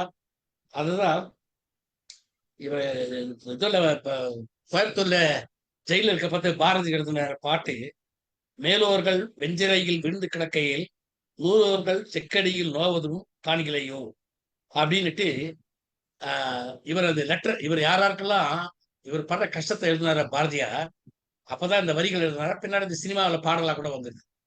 அப்பதான் அந்த இதுல வந்துட்டு இது பண்ண அந்த அளவுக்கு இவங்க 2 பேரும் ஒரு நெருங்கிய நட்பு இருந்திருக்கு. இவருக்கு வஉசிக்கு பாரதியாருடைய கவிதைகளிலையும் அவருடைய பேச்சிலையும் ரொம்ப ஆர்வத்தோட அவரை கவனிப்பார்களாம். நெக்ஸ்ட். 1921 செப்டம்பர் 11 பாரதியார் மரணம் அடைந்தது சிதம்பரனாரை மிகவும் சோகத்தில் ஆழ்த்தியது. தனது குருவின் இழப்பை அவர் உணர்ந்தார். பின்னாளில் பாரதியார் நினைவாக பல கட்டுரைகள் எழுதி அவரது பங்கையும் பாராட்டையும் பொதுமக்களுக்கு எடுத்துரைத்தார். இவர் அவருக்கு இவருடைய புகழ பாராட்டுறாரு, அவர் இவருக்கு எதிர்ப்பு. Next sir. அதே மாதிரி திலகரை நம்ம பார்த்தோம், வஉசியோட குரு. அவர் வந்துட்டு பாரதியாரை தனது கவிதா குரு என்றும் திலகரை தனது அரசியல் குரு என்றும் வஉசி அவரை பெருமையா அவரை சிறப்பித்தார். Next sir. இதுதான் நான் சொல்ல வந்த செய்திகள். இதுல நம்ம இவருடைய ஜஸ்ட் ஒரு ஃபியூ திங்ஸ் மட்டும் பண்ணுவேன். ஒண்ணு சொல்லிட்டு கப்பல் வாங்குறதாக பக்கீர் முகமது 10 லட்சம் கொடுத்தாங்க. அன்றைய நாளிதழில் பாரதியார் விளம்பரம் போட்டு வந்ததோ அது கப்பல் நட்டத்தில் இயங்கிய போது யாகுப் சேக், உமர் கத்தாப், இப்ராஹிம் சையது சாவுத்தர், அகமது சாஹிப், இஃபமது சுலைமா அவங்கெல்லாம் பல லட்சங்களை வாரி விடணும். அதுதான் கொஞ்சம் கஷ்டம். அதுக்கப்புறம் அதை வித்துட்டாங்க. உத்தமபாளையம் பக்கத்துல போடிக்கு பக்கத்துல கோம்பை என்ற இடத்துலதான் இந்த முஹைதீன் சாஹிப் அவர் இருந்தாராம். அவரு தான் இவங்களோட ரொம்ப நெருங்கி பாரதியாரோட. பாரதி, சுப்பிரமணிய சிவா, சக்கர செட்டியார், வஉசி இவங்க தான் அந்த இவரோட ரொம்ப நெருங்கிய நண்பராக இருந்தாங்களாம். 1905 கப்பல் வாங்க வந்த போது தனது வீட்டில் தங்க நினைச்சது. அப்ப இவர் வந்து டொனேஷன் வாங்குறதுக்காக போயிருக்காரு. அவர் வீட்டில் தங்கியிருந்து அவங்க என்ன பண்றாங்க, இந்த உத்தமபாளையம் பகுதியில கம்பம் உத்தமபாளையம் பகுதியெல்லாம் இருந்து வணிகர்கள்கிட்டலாம் கொஞ்சம் கலெக்ஷன் பண்ணிலாம் கொடுத்தாங்களாம். சூரத்துல வந்து காங்கிரஸ் மாநாட்டில் 1907 வ.உ.சி., சிவா, சக்கர செட்டியார் இவங்க எல்லாம் வந்துட்டு போறதுக்கான ஏற்பாடுகள் எல்லாம் இவர் தான் பண்ணியிருக்காரு. 1908ல அந்த இவங்களெல்லாம் வந்து சுப்பிரமணிய சிவாவும் இவரை வந்து தடையை மீறி இது பண்ணாங்க. அப்ப போலீஸ் பேர்ல கேஸ் போட்டு இவங்களை தேட ஆரம்பிச்சிட்டாங்க. தலைமறைவு வாழ்க்கை. அப்ப இந்த முஹைதீன் வீட்டுல தான் வந்துட்டு உத்தமபாளையத்துல வந்து அவர் வீட்டுல தான் தங்கியிருந்தாங்களா. அடுத்து விடுதலைக்கு பின் அது சொல்லிட்டேன். அவர் வீட்டுல தான் தங்கி இருந்து திருக்குறளுக்கு வந்து உரை எழுதினாராம். இது இப்ப ஜஸ்ட் ஒரு 5 மினிட்ஸ் பேக் போட்டிருந்தாரு. இதெல்லாம் வந்து இருக்குது, இதெல்லாம் ஒரு சில தகவல். அதுக்கப்புறம் அதுதான் இந்த மாதிரி இன்னும் நம்ம இது வந்து ஒரு தகவல்கள் நான் படிச்சு தெரிஞ்சதை நான் உங்களோட ஷேர் பண்றேன். நம்ம எல்லாருமே படிச்சது தான் இது. பள்ளி பள்ளிக்கூடத்துல இருந்து படிச்சு கல்லூரி காலம் முடிச்ச வரைக்கும் இதெல்லாம் நமக்கு பாடப்புத்தகங்களா இருந்தது. அதுக்கப்புறம் என்ன பண்றாரு, செய்தித்தாள்கள் எல்லாம் பார்த்துட்டோம். எவ்வளவு இது பண்ணவர். அவருடைய வீட்டுல இருந்த பட்டு துணியெல்லாம் சினிமாவில் தான் காட்டுறாங்கன்னு நினைக்கிறேன். பட்டு துணியெல்லாம் எடுத்து போய் பகிஷ்காரம் பண்றாரு, நெருப்புல வச்சு போடுறாரு. துணியெல்லாம் குழந்தைகளே விரும்ப கொடுக்குதுங்க துணிகாரத்துக்குன்ட்டு. வெளிநாட்டு துணியெல்லாம் எதுவும் நம்ம போடக்கூடாது அப்படிலாம் வந்துட்டு ரொம்ப தீவிர தேசபக்தரா இருந்தவர். அப்படிப்பட்டவருக்கு அவருடைய பிறந்த நாள் அன்னைக்கு செய்யக்கூடிய அஞ்சலியை இன்று நம்முடைய தளத்தின் வாயிலாக அவருக்கு அஞ்சலி செலுத்துகிறோம். இந்த செய்தியை செய்மடுத்தவங்கள் அனைவருக்கும் நன்றி கூறி வாழ்த்துகிறேன். நன்றி. நன்றி நன்றி. அனைவரும் முதல்ல ஒரு நல்ல கைதட்டல் கொடுப்போம். ரொம்ப மிக சிறப்பாக இருக்குது சார். அற்புதமாக தொகுத்து இந்த நட்சல் இவ்வளோ ஒரு குறைந்த நேரத்தில் வந்து அத்தனை தெரிஞ்ச தகவல்களாக இருந்தாலுமே நம்ம நினைவு கூறுவது வந்து மிக முக்கியம். நான் இந்த கோவை சிறையில் வந்து ரொம்ப அவதிப்பட்டதாக கேள்விப்பட்டிருக்கேன். நான் ரொம்ப கொடுமையான சமாச்சாரம். அதாவது ஒரு படித்தவர், வசதியை படைத்தவர், கப்பல் விட்டவர், கடைசியாக வந்து மண்ணெண்ணெய் கடை வைக்கிற அளவுக்கு வந்தார் சென்னையில். ரொம்ப அரிய தகவல் கொடுத்துருக்கீங்க சார். ரொம்ப அற்புதமாக தொகுத்து வழங்கியிருக்கீங்க. உண்மையாக நல்ல ஆவணம் இது. வஉசியை பற்றிய ஒரு ஒரு சுருக்கமான ஆவணம். அதை சுருக்கம் கூட சொல்லக்கூடாது, ஒரு சிறந்த ஆவணம். நம்ம தளத்தில் வந்து இதை சொன்னதுக்கு நாம தான் பெருமைப்படணும். அதை கொண்டு வந்ததுக்கு உங்களுக்கு நன்றி, பாராட்டு. யார் சார் பேசுறீங்க? பிரேமா மேடம் பேசுறீங்களா? உண்மையிலேயே நம்ம சிவாஜி நடிச்ச கப்பலோட்டிய தமிழன் பார்த்திருப்போம். ஆனா இன்னைக்கு வந்து அவர் சக்கரபாணி சார் கொடுத்த அந்த டாக்குமெண்டேஷன் அப்படின்றது நிஜமாவே அனைத்து குழந்தைகளுக்கும் பள்ளி ஆசிரியர்கள்லாம் வந்து சேர்க்கக்கூடிய அளவுக்கு கல்லூரி ஆசிரியர்களும் பள்ளி ஆசிரியர்களும் இளைய தலைமுறைக்கு சேர்க்க வேண்டிய ஒரு டாக்குமெண்ட் மாதிரி அவ்வளவு சிறப்பா இருந்தது. இந்த டாக்குமெண்ட்டை மட்டும் நம்ம குரூப்ல அவரோட பவர் பாயிண்ட் பிரசன்டேஷனை தனியா ஒரு முறை போட்டு விடுங்க சார். இது வஉசியை பத்தி பேசும்போது இது வந்து மிகவும் உதவியா இருக்கும். கல்லூரிகள்லயும் பள்ளியிலும் பேசும்போது மனசு வந்து உண்மையிலேயே கஷ்டப்படுது. எனக்குமே இன்னொரு குழுல இருக்கிற பெண்ணை தெரியும். அந்த பெண்ணெல்லாம் வந்து வஉசியோடைய பேத்தி. ஆனா ஒரு சின்ன பள்ளியில் பிரைமரி ஸ்கூல்ல டீச்சரா இருக்காங்க. இன்னொரு பொண்ணு எனக்கு தெரிஞ்சு இவரு எம்ஜிஆர் காலேஜ் அவர் ஏசி சண்முகம் வந்து அந்த பிள்ளைக்கு என்ஜினியரிங் சீட்டு கொடுத்து என்ஜினியரிங் படிப்பை முடிச்சுட்டு வேலைக்கு ட்ரை பண்ணிட்டு இருக்கிற மாதிரி ஒரு பெண் தான் வந்து படிச்சிருக்கேன் நான் செய்திகள்ல படிக்கும்போது. இப்படியெல்லாம் வந்து அந்த குடும்பம் ஊருக்கே உழைச்ச குடும்பம் எப்படி வந்து அவரை அரெஸ்ட் பண்ண விடாம ஒரு ஊரே வந்து தடுத்த மாதிரி நகராட்சி பணியாளர்கள் எல்லா பணியாளர்களும் வந்து சென்றதுன்றது இது சுதந்திரம் அடையறதுக்கு முன்னால இருக்கிற இந்தியால அது மாதிரி ஒரு நிகழ்வு இது வரைக்கும் நடந்ததே இல்லை அப்படின்றது டாக்குமெண்டேஷன். அதையெல்லாம் அழகா வந்து சக்கரபாணி சார் இந்த ஸ்பீச்ல குறிப்பிட்டாரு. மிக சிறப்பா இருந்தது சார். மனசு வந்து மீண்டும் அவருக்கு அஞ்சலி செலுத்தி அவருடைய புகழ் அஞ்சலிக்கு வந்து உண்மையிலேயே எவ்வளவு தூரம் மாப்போசியில இருந்து அத்தனை பேரும் பாடுபட்டாங்கன்றதையும் தெரிஞ்சுக்கிறதுக்கும் ஒரு வாய்ப்பா இருந்தது. அவருக்கும் பாரதியாருக்கும் இருந்த தொடர்பு எல்லாருக்குமே தெரியும். ஆனா நிறைய பேருக்கு அவர் குரலுக்கு உரை எழுதி இருக்கிறாரு. எனக்கு தெரிஞ்ச அறத்துப்பால் மட்டும் எழுதினாருன்னு நினைக்கிறேன். அதுக்கு மேல அவருக்கு எழுத அவகாசம் இல்லை. அதுக்கு முன்னால இறந்துட்டாரு. ரொம்ப சிறப்பா இருக்கும்ன்றத குரல் பத்தி படிக்கும் போது படிச்சிருக்கேன். ரொம்ப நன்றி சார் வாய்ப்புக்கு. Narayanamurthy sir, Stephen sir. நன்றி நன்றி மேடம். ஞானசேகரன் சார். அனைவருக்கு வணக்கம். கொஞ்சம் நேரம் கழிச்சு தான் வந்து கலந்துக்கிட்டேன். கொஞ்சம் த்ரோட்டு கொஞ்சம் பிரச்சனை இருக்கும், பரவாயில்ல. இது வந்து நம்ம வஉசிக்கு ஒரு பெரிய இடம் நம்ம சுதந்திர போராட்டத்துல இருக்கு.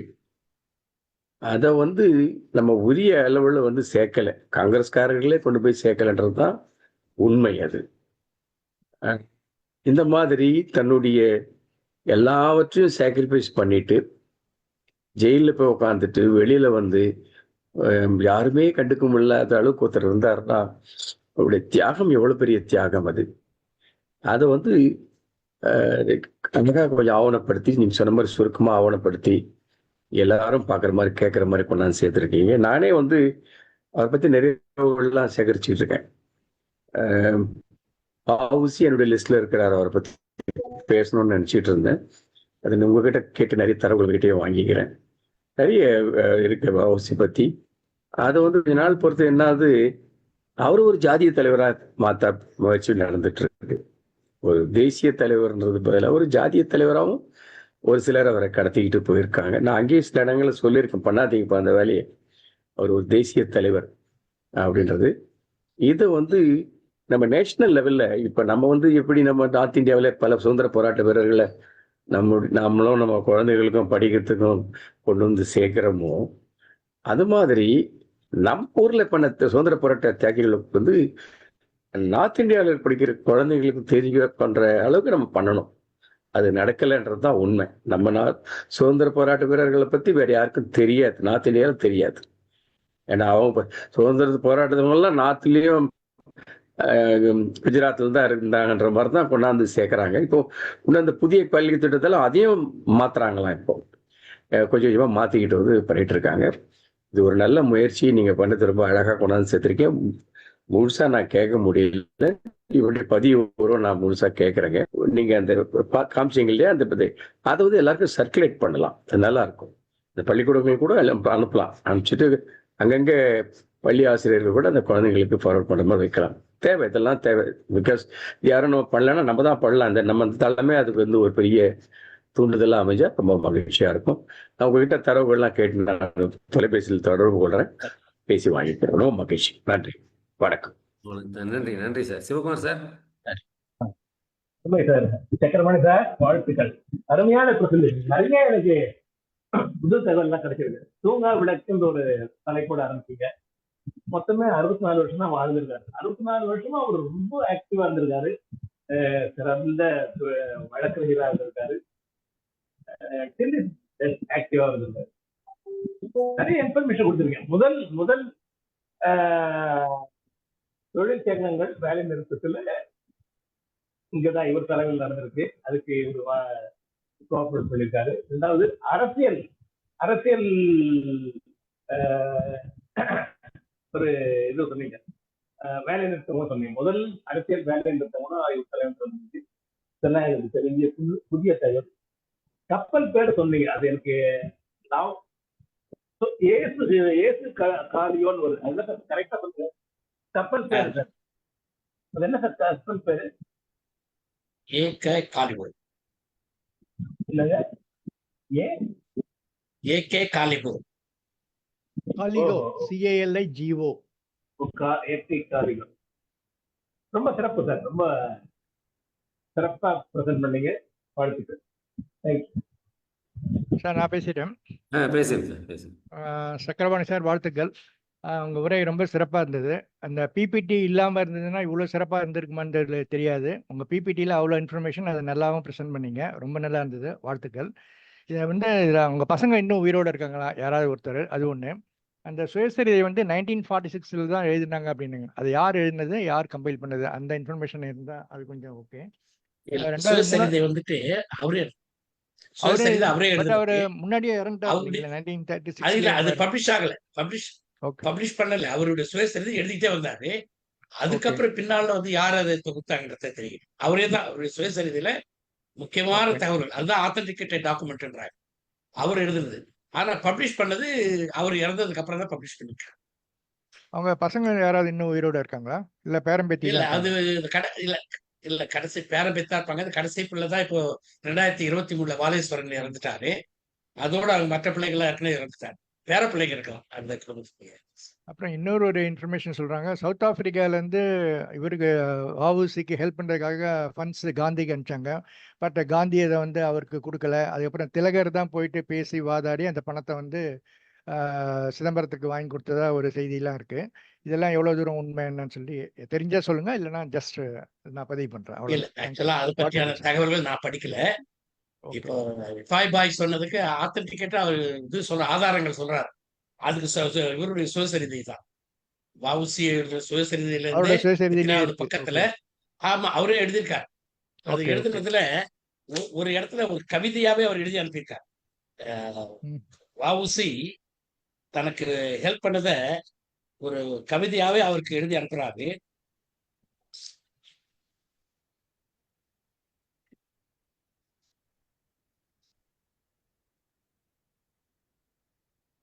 வாக்கிய மிகுந்த பக்கிரி முகமது வாக்கின் வலியால் வசப்பட்ட செய்தியால் வணிகர் பலரையும் வருத்தி அவன் இளம் துணிவோடு தேசிய நாவாய் சங்க நன்மலர் கண்டேன் அப்படின்னு பாடிட்டு அதை வந்துட்டு இவருக்கு அனுப்புறார். டொனேஷன் நீங்க கொடுக்கணும், கொடுத்ததுக்கு நன்றி, அக்னாலஜ்மெண்ட் அப்படின்னு போட்டு அனுப்பியிருக்காரா. வஉசியோட சுயசரிதயத்துல முகமது இப்ராஹிம் ராவுத்தர் என்று குறிப்படியா அடிக்குறிப்பு போட்டு அவர் அனுப்பி எழுதுனதா அத்தாட்சி இருக்குதுன்றது எடுத்துக்காங்க. Thank you sir. நன்றி.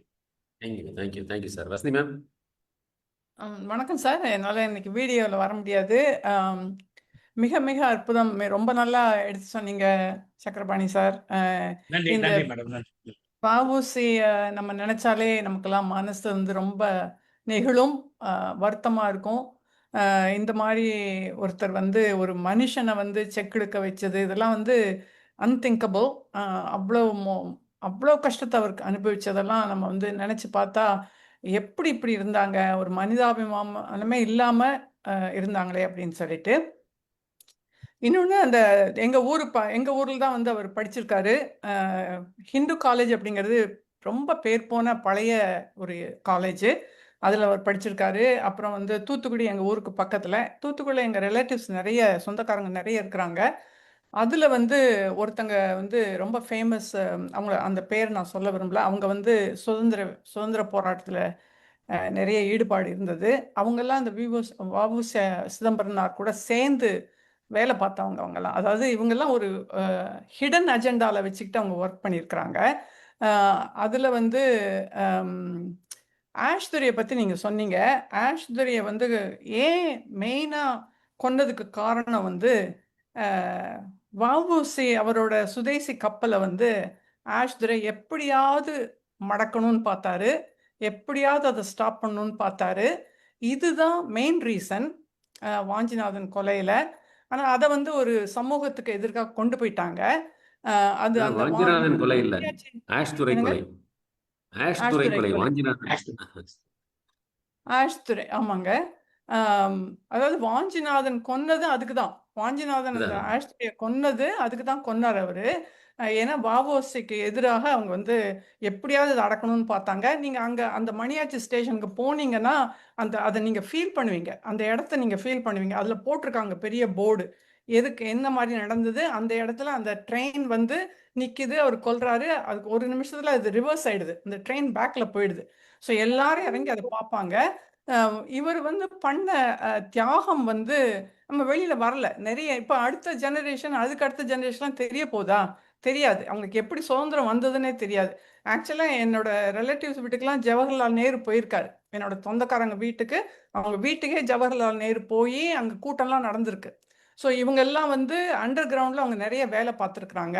ஆனால் வெளியில் வந்து இந்த மாதிரி டாக்குமெண்ட்ஸ்லாம் வெளியில் வரதே இல்லை. அதை எப்படியோ ஏதோ ஒரு பொலிட்டிக்கல் இதை வச்சுட்டு அவங்க மறைச்சிடுறாங்க. ஸோ ஆனால் நீங்கள் கொண்டு வந்தது ரொம்ப நல்லது சார், ரொம்ப நல்லா இருந்துச்சு, பாராட்டுக்கள். Thank you ma'am. Sridhar sir.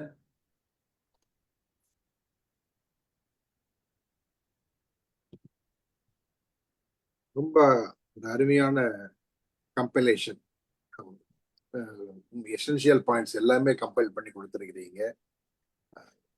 Text புக்ல படிச்சா கூட இவ்வளவு கிடைக்காது. Unless you go through various documents எல்லாம் வச்சு பார்த்தோம்னா கிடைக்கும்.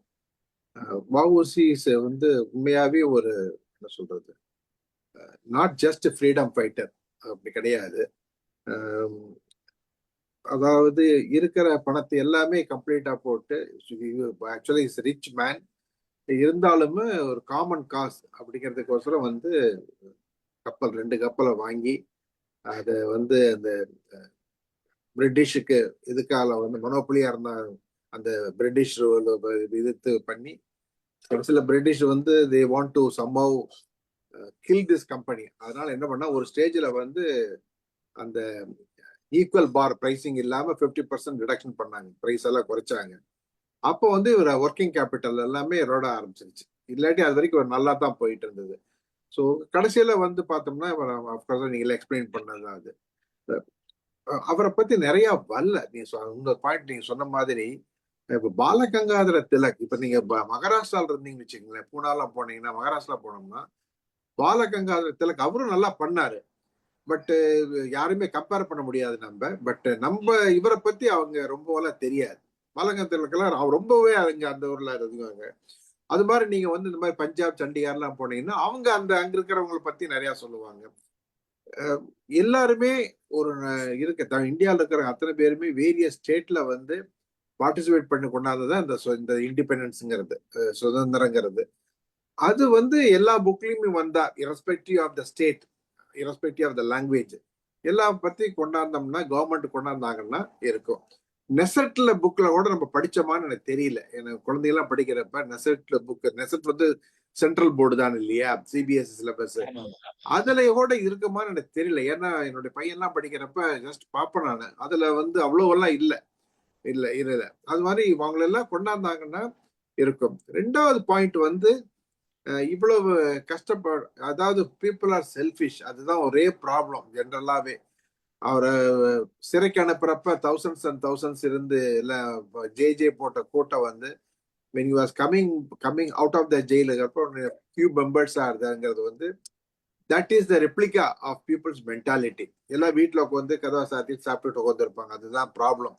அந்த மாதிரி அன்ரெகனைஸ்டு செக்டருக்கு வந்து இவர் வந்து பண்ணுங்கிறது வந்து ஒரு பெரிய, அது மாதிரி not many people can do it. இவர் பண்ணியிருக்கிறாரு. அந்த விஷயத்துல வந்து இஸ் அ கிரேட் லீடர், உண்மையாவே கிரேட் லீடர் தான் அது. ஸோ இது அப்புறமேல மேடம் சொன்ன மாதிரி இவங்களது வந்து நம்ம ஜெனரேஷனுக்கு தெரியுது. இது போக போக என்ன ஆகும் அப்படின்னா இந்த மாதிரி இருப்பாங்களாங்கிறது தெரியாது. அது ஏன் அந்த அவேர்னஸ் இல்லை அப்படிங்கிறது ஒரே காரணம் வந்து it should be ruled through school syllabus irrespective of the generation. School சிலபஸ்ல வந்து ஏன்னா India is India, 200 years, almost 200 years வந்து we are slaves to British. நிறைய அடிபட்டு இருக்கிறோம். அப்ப வந்து ஃப்ரீடம் ஃபைட் வாங்குறவங்க வந்து they should be remembered at all times at any cost. அந்த சிஸ்டம் கவர்மெண்ட் கொண்டாடணும். அதுக்கு ஒரே வழி என்ன அப்படின்னா, குழந்தைங்க படிக்கிறப்பவே அந்த புக்ல வந்து whether south or east or north or west அவங்க லீடர்ஸ் பேர் எல்லாமே கண்டென்ஸ் பண்ணி போடணும். அவங்க வந்து they have been going, history படிக்கிறவங்க எல்லாம் படிக்க எல்லாமே வந்ததுன்னா then even all these people's name will be there after generations and it will be appreciated. அதுதான் சொல்ல விரும்புறேன் நான். But it's a really great leader, very great leader. நீங்க சொல்றப்பே நம்மளுடைய உடம்பெல்லாம் அந்த முடியெல்லாம் நின்றுச்சு. ஏன்னா அது இட் இஸ் சோ, என்ன சொல்றது, something we cannot describe by mere words. சொல்லவே முடியாது. ரொம்ப தேங்க்ஸ், ரொம்ப அருமையா இருந்தது sir. Thank you sir. Stephen sir பேசுறீங்களா? வணக்கம். ஒரு எக்ஸலன்ட் ப்ரெசன்டேஷன் சார். அதாவது 5ஆம் தேதி தான் சார் இது விஓசியோட பர்த்டேவா? 5ஆம் தேதி. ஆமா சார், ஆமா சார். 5ஆம் தேதி மட்டும் நம்ம அந்த ரெக்கக்னேஷனே இல்லாத இருந்திருக்கோம் இல்லைங்களா? எத்தனை விஷயங்கள் நம்ம பேசியிருக்கோம். டீச்சர்ஸ் டே கொண்டாடணும், மிலாடி நபி கொண்டாடணும், அப்புறம் வந்து அன்னைக்கு வேற இது. ஸோ அந்த மாதிரி அன்னைக்கு 3 நிகழ்ச்சி கொண்டாடணும். ஆனா இது முக்கியமான செய்தியை யாருமே பேசலன்றது மிகப்பெரிய வருத்தமா இருக்கு. 5ஆம் தேதி ஒரு மிகப்பெரிய ஃப்ரீடம் ஃபைட்டரோட பிறந்த நாள்ன்றப்ப அதையும் கவர்மெண்ட்டும் ரெக்கக்னைஸ் பண்ணியிருக்கணும். கவர்மெண்ட்டும் ரெக்கக்னைஸ் பண்ணலையோ அப்படின்ற அந்த அன்னைக்கு பர்டிகுலராக நான் ஸ்பெசிஃபிக்காக சொல்ல வரேன் 5ஆம் தேதின்ற. ஆனால் இந்த மாதிரி நம்ம எடுத்து பண்ணணுன்றது இனிமேல் எந்த டீச்சர்ஸ் டே வந்தாலும் வியூவர்ஸ் இதை நம்ம பேசுவோம், நம்ம இது பண்ணுவோம். இது வந்து உண்மையான முயற்சி சார். நல்ல ஒரு இது தகவல்கள் நிறைய கொடுத்துருக்கீங்க. அந்த தகவல்கள்ல நம்ம வந்து கொண்டு போய் சேர்க்கறதுன்றது இப்போ நம்ம நிறைய இப்போ ரெக்கார்ட் பண்ணி வைக்கிறோன்றது ஒரு பக்கம் இருக்குது. இந்த ரெக்கார்டை நம்ம நிறைய பேருக்கு பாஸ் பண்ணும்போது தான் பல பேருக்கு போய் சேரும். அது நம்ம பண்ண வேண்டியது இருக்கு. கடன் வாங்குனதுன்றது 10 லட்சம் வாங்குனதுன்றது ஆத்தென்டிகேஷன் நியூஸ். இப்போ நீங்கள் ஒரு பக்கம் அந்த அவரோட சுயசரிதை புத்தகம் இல்லைன்னு சொல்லுவீங்க, ஒரு பக்கம் நம்ம வந்து இவர் கொடுத்தாருன்னு டிஃபை பாய் சொல்றாரு. பட் எந்த புத்தகத்தை பார்த்து அது இருந்தது அப்படின்ற ஒரு கேள்வி வரும் இது பார்க்கும்போது. அது வந்து ஆத்தென்டிகேஷன் இன்ஃபர்மேஷனா அப்படின்றதையும் நம்ம பார்த்து சில விஷயங்கள் பதிவு பண்ணும்போது ஆத்தென்டிகேஷன் இன்ஃபர்மேஷன் தான் பதிவு பண்ணோம். ஆனால் நிறைய பொலிட்டிக்கல் விளையாட்டு எப்பயுமே நடக்கிற மாதிரி அந்த காலத்துல நிறைய நடந்திருக்குதுன்றது எந்த விதமான சந்தேகமும் கிடையாது. ஒரு மனுஷன் இந்த அளவுக்கு செஞ்சு அது இது மிகப்பெரிய புரட்சி. ஒரு பிஸ்னஸே அவங்களுக்கு டோட்டலாக பிஸ்னஸ் தானே. இங்கிலாந்து பீப்புளுக்கு பிஸ்னஸ் தானே. அதுவும் பிஸ்னஸ்ல கப்பல்ன்றது மிகப்பெரிய அதுதான் ஒரு ஷிப்பிங். அதே உடைக்கிற ஒரு மனுஷன் வந்தாருன்னா எந்த அளவுக்கு யோசிச்சிருப்பான். அங்கதான் மிகப்பெரிய காம்படிஷன். அந்த வெறியில தான் அவன் தூக்கி வேற இதுல போட்டிருக்காங்க. ஆனா இதுக்கு உடந்தையா நம்ம ஆளுங்களும் பலர் இருந்தாங்கன்றது தான் வருத்தக்குரிய செய்தி. அது எப்பயுமே அன்னைக்கும் இருக்கிறாங்க, இன்னைக்கும் இருக்கிறாங்கன்றது ஒரு பக்கம்.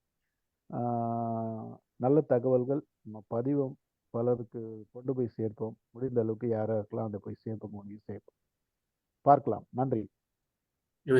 சார், வாழ்த்துக்கள் சார். சக்கரபாணி சார், நன்றி சார்.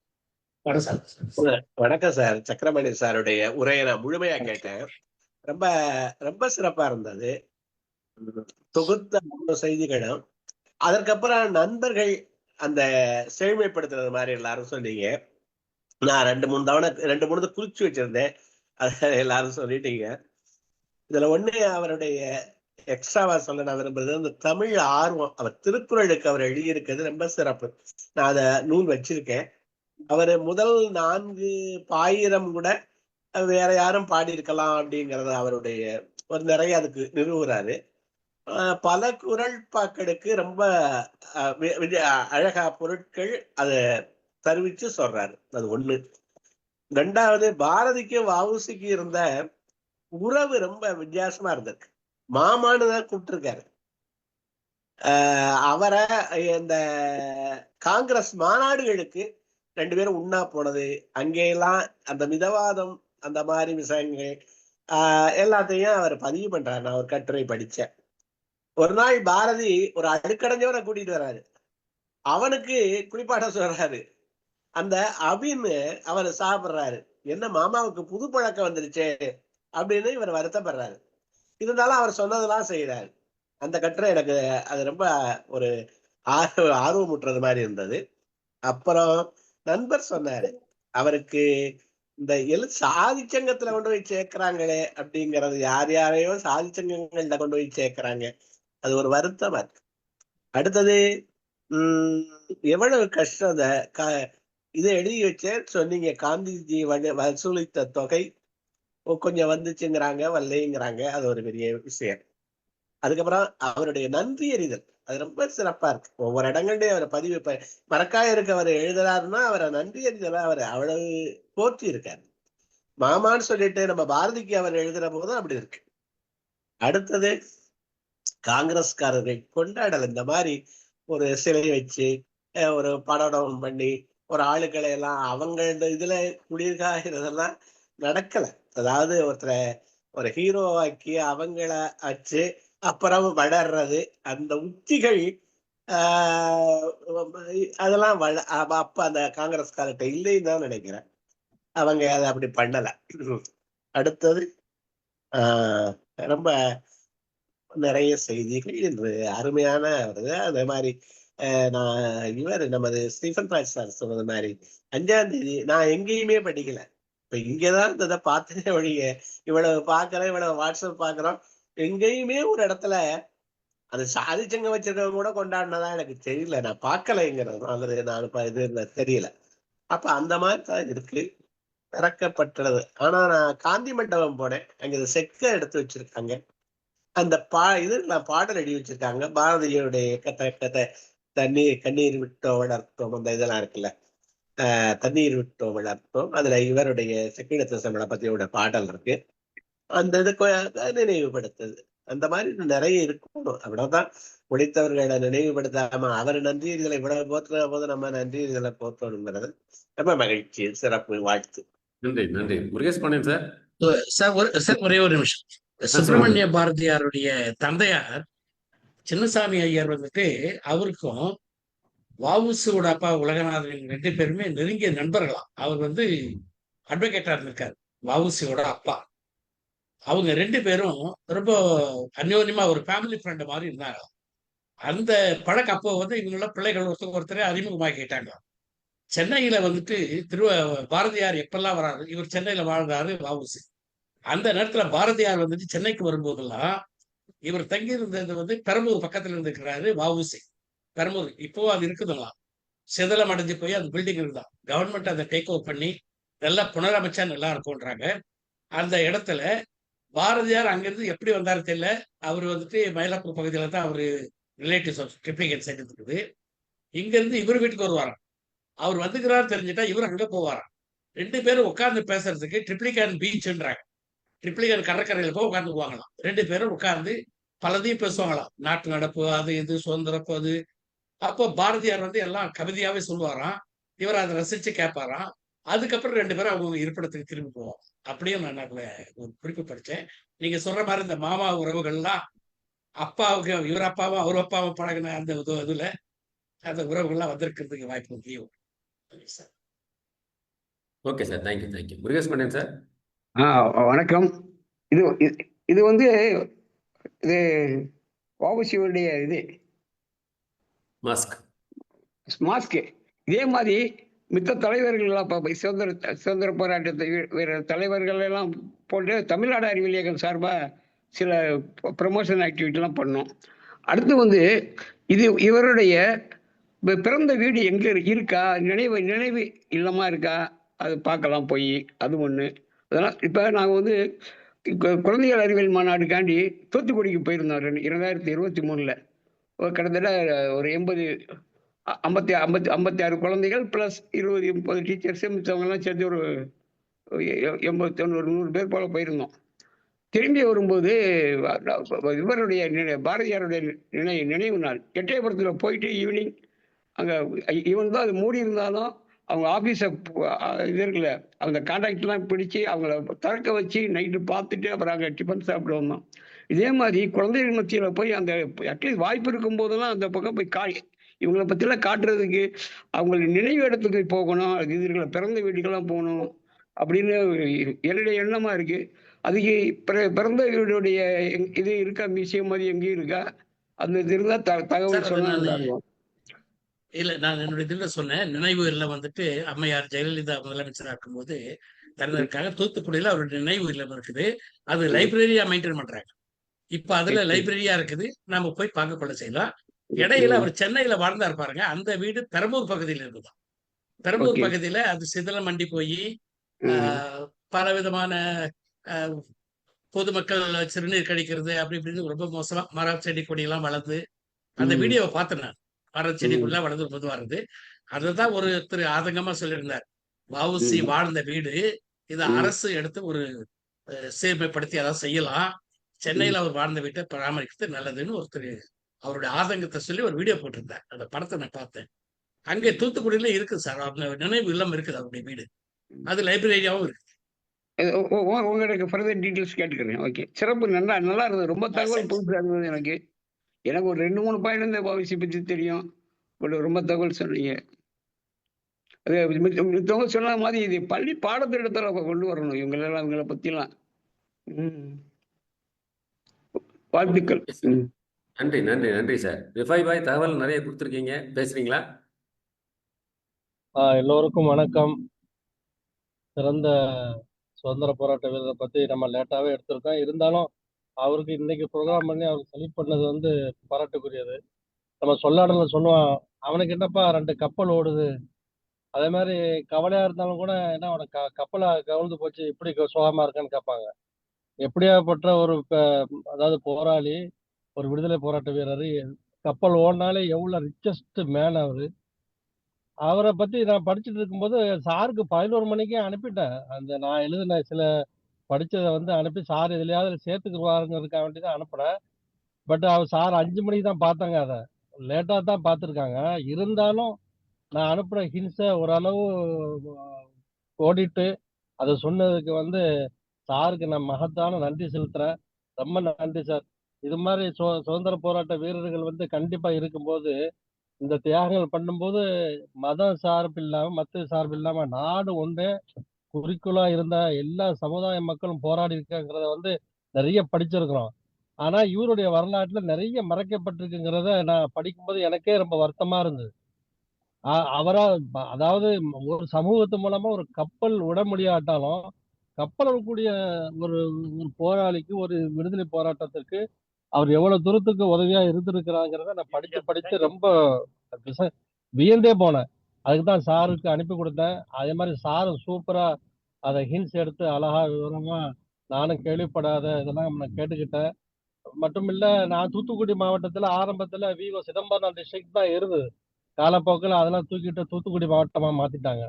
அவருடைய நினைவு பேரு அந்த மாவட்டத்தை அழைக்கும் போதெல்லாம் ரொம்ப சந்தோஷமா இருந்தது. இப்ப ஏன் அதை எடுத்துட்டாங்க? எல்லா மாவட்டங்கள்லயும் அந்தந்த போராளிகளோட பேர் இல்லாம அந்த விடுதலை போராட்டங்களோட பேர் இல்லாம இப்ப மங்கி போனதே பெரிய வருத்தப்படக்கூடிய செய்தி. நாட்டுக்காக தன்னுடைய சொத்து சுகம் குடும்பம் எல்லாத்தையும் இழந்து நம்ம இப்ப சுதந்திரமா இருக்கிறோம்னா அவளுக்கு நம்ம செய்யக்கூடிய அந்த வீர வணக்கம், அந்த சல்யூட் நம்ம எம்ஐ மூலமா நம்ம செலுத்தங்கிறதும் இன்னைக்குள்ள தகவல், நம்ம பரிமாறிக்கொண்ட தகவல் அவங்களுக்கு போய் சேரட்டும். ரொம்ப நன்றி சார். சக்கரபாணி சார் மற்றும் வழிநடத்திய எல்லோருக்கும் நன்றி. கமெண்ட் சொல்லுங்க எல்லோருக்கும் நன்றி. என்னுடைய கமெண்ட்ஸ்களும் நான் அனுப்பியிருக்கிறேன், சேட்ல பாத்துக்கிறேங்க. நன்றி sir. Okay sir, thank you thank you. Gopalarathnar sir. அனைவருக்கும் வணக்கம் சார். மிகச்சிறந்த கருத்து மிக்க ஒரு உரை சார். நன்றி சக்கரபாணி சார். ஸோ செப்டம்பர் 5 நமக்கு ஹைலைட் ஆனது வந்து டீச்சர்ஸ் டே தான் ஹைலைட் ஆச்சு. நான் கேலண்டரில் பார்த்தேன், அவருடைய படம் போட்டு வஉசி பிறந்த நாள் இருந்தது. ஸோ அது ஆக்சுவலாக நம்ம எல்லாருமே தான் மிஸ் பண்ணியிருக்கோம். ஒருவேளை ரிமைண்ட் பண்ணி தான் நம்ம அன்றைக்கி கூட பேசியிருக்கலாம். ஸோ சுதந்திர போராட்டத்தில் தன்னைத்தானே எரித்து கொண்டவர்கள் வரிசையில் இவங்கெல்லாம் முதலிடத்தில் இருக்காங்க. ஸோ இவர் ஆரம்ப கல்வி பயின்ற போதும் அவருடைய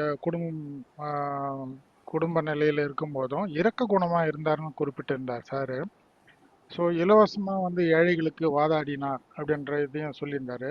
தன் தந்தையே வந்து 1900 ஆண்டு தூத்துக்குடி போங்க, அங்கே இங்கே போய் பணி செய்யுங்க அப்படின்ற மாதிரி அனுப்பிச்சிருக்காரு. ஸோ ஊரில் வந்து நிறைய தான தர்மங்கள் செய்திருக்கலாம். அதனால் வந்து அவருடைய கைட்லைன்ஸில் போன்னு சொன்னதாக அண்டர்ஸ்டாண்ட் பண்ணிக்கிறேன். ஸோ அதே மாதிரி தொழிற்சங்கம் ஏற்படுத்தி தொழிலாளர்கள் ஸ்ட்ரைக்கில் இருக்கும்போது அவங்களுக்கு உண்டான உணவு முறைகள்லாம் இவர் செஞ்சு கொடுத்து தன் சொத்தை இழந்தார் அப்படின்றதையும் கருத்து சொல்லியிருந்தீங்க. நானும் நிறைய படிச்சிருக்கேன் இதுக்கு முன்னாடி. ஸோ ஒரு பெரிய பிரிட்டிஷ் ஏகாதிபத்தியத்துக்கு எதிராக 2 கப்பல் வாங்கி சிலோனுக்கு அனுப்பிச்சாரு அப்படின்றது இன்னைக்கும் நம்ம அதை வந்து நினைத்து பார்க்க முடியாத நிலையில இருந்திருக்காரு. கடன் வாங்கி எல்லாரையும் ஷேர் ஹோல்டர்ஸை சேர்த்து செஞ்சிருக்காரு. ஸோ தொழிற்சங்கம் அப்படின்ற ஒரு ஆஸ்பெக்டில் அந்த போராட்டத்தினால இவருக்கு வந்து முதல்ல 20+20 40 ஆண்டுகள் தண்டனை சொல்லி திரும்பி குறைச்சி அதை 6 ஆண்டுகளாக மாற்றினாங்க அப்படின்றதும் பெரிய வியப்பாக இருக்குது. ஸோ கோவை சிறையில் செக்கு இழுத்ததுன்றது இன்னமும் அந்த செக்கு வந்து அங்கே வந்து ஒரு காட்சி பொருளாக இருக்கிறது அப்படின்னு படிச்சிருக்கேன். ஸோ காந்தி திலகருடன் நல்ல ஒரு சுதந்திர போராட்டத்தில் தன்னை ஈடுபடுத்தி பாரதியை ஒரு குருவாக ஏற்றுவதும் பெரிய விஷயம். ஸோ இவ்வளவு கஷ்டங்களையும் தாண்டி 8 குழந்தைகளுக்கு அப்பாவாக இருந்து ஒரு புக்ஸ் எல்லாம் எழுதியிருக்காருன்றது அனேபிள் டு பிலீவ். அந்த அளவுக்கு இருந்திருக்காரு. ஸோ ராயபுரத்தில் வந்து கெரோசின் கடையை வச்சு தன்னுடைய குடும்பத்தை நடத்தி திரும்பியும் கோயம்புத்தூர் பக்கம் வந்து திரும்பியும் கடைசியாக தூத்துக்குடி பக்கம் போய் செட்டில் ஆகிருக்காரு அப்படின்றது அன்பிலியபிள். ஸோ 8 பிள்ளைகளுக்கும் அரசாங்கம் வந்து அங்கீகாரம் கொடுத்துதான்றது கேள்விக்குறி. நான் ஒரு 10 ஆண்டுகளுக்கு முன்பு வந்து செக்ரட்டரியேட் ஒரு பணி விஷயமா போயிருக்கும்போது அங்கே ஒரு ஓட்டுநர், என்னுடைய ஓட்டுநர் வந்து அவங்க ஓட்டுநர் சார்பாக அவங்களுடைய பேரப்பிள்ளை ஒருத்தர் வந்து அங்கே ஓட்டுநராக இருந்தார். அதை அவர் வந்து எனக்கு அந்த நேரத்தில் காமிச்சாருங்க. ஸோ இதெல்லாம் நினைக்கும் போது உள்ளபடியே மனசு கஷ்டமாக இருந்தது. ஸோ தூத்துக்குடியில் வந்து கவர்மெண்ட், அதாவது ஆர்ட்ஸ் காலேஜ் ஒன்று, VOC arts arts and science college. அந்த காலேஜில் என்னுடைய க்ளோஸ் ஃப்ரெண்ட், என்னுடைய காலேஜ் மேட் இப்போ ரீசெண்டாக இடது டிபார்ட்மெண்ட்டாக இருந்து ரிட்டையர் ஆனார். ஸோ அங்கே அவருடைய பேரில் ஒரு கல்லூரி இயங்கிட்டு வருது அரசின் சார்பாக. ஸோ நினைவில் கொள்ளக்கூடிய மாபெரும் மனிதரில் வஉசியும் ஒருவர். நன்றி சக்கரபாணி சார், நன்றி ஸ்டீஃபன் சார், நன்றி நாராயணமூர்த்தி சார், நன்றி sir. Thank you. Thank you sir. Amudha madam பேசுறீங்களா?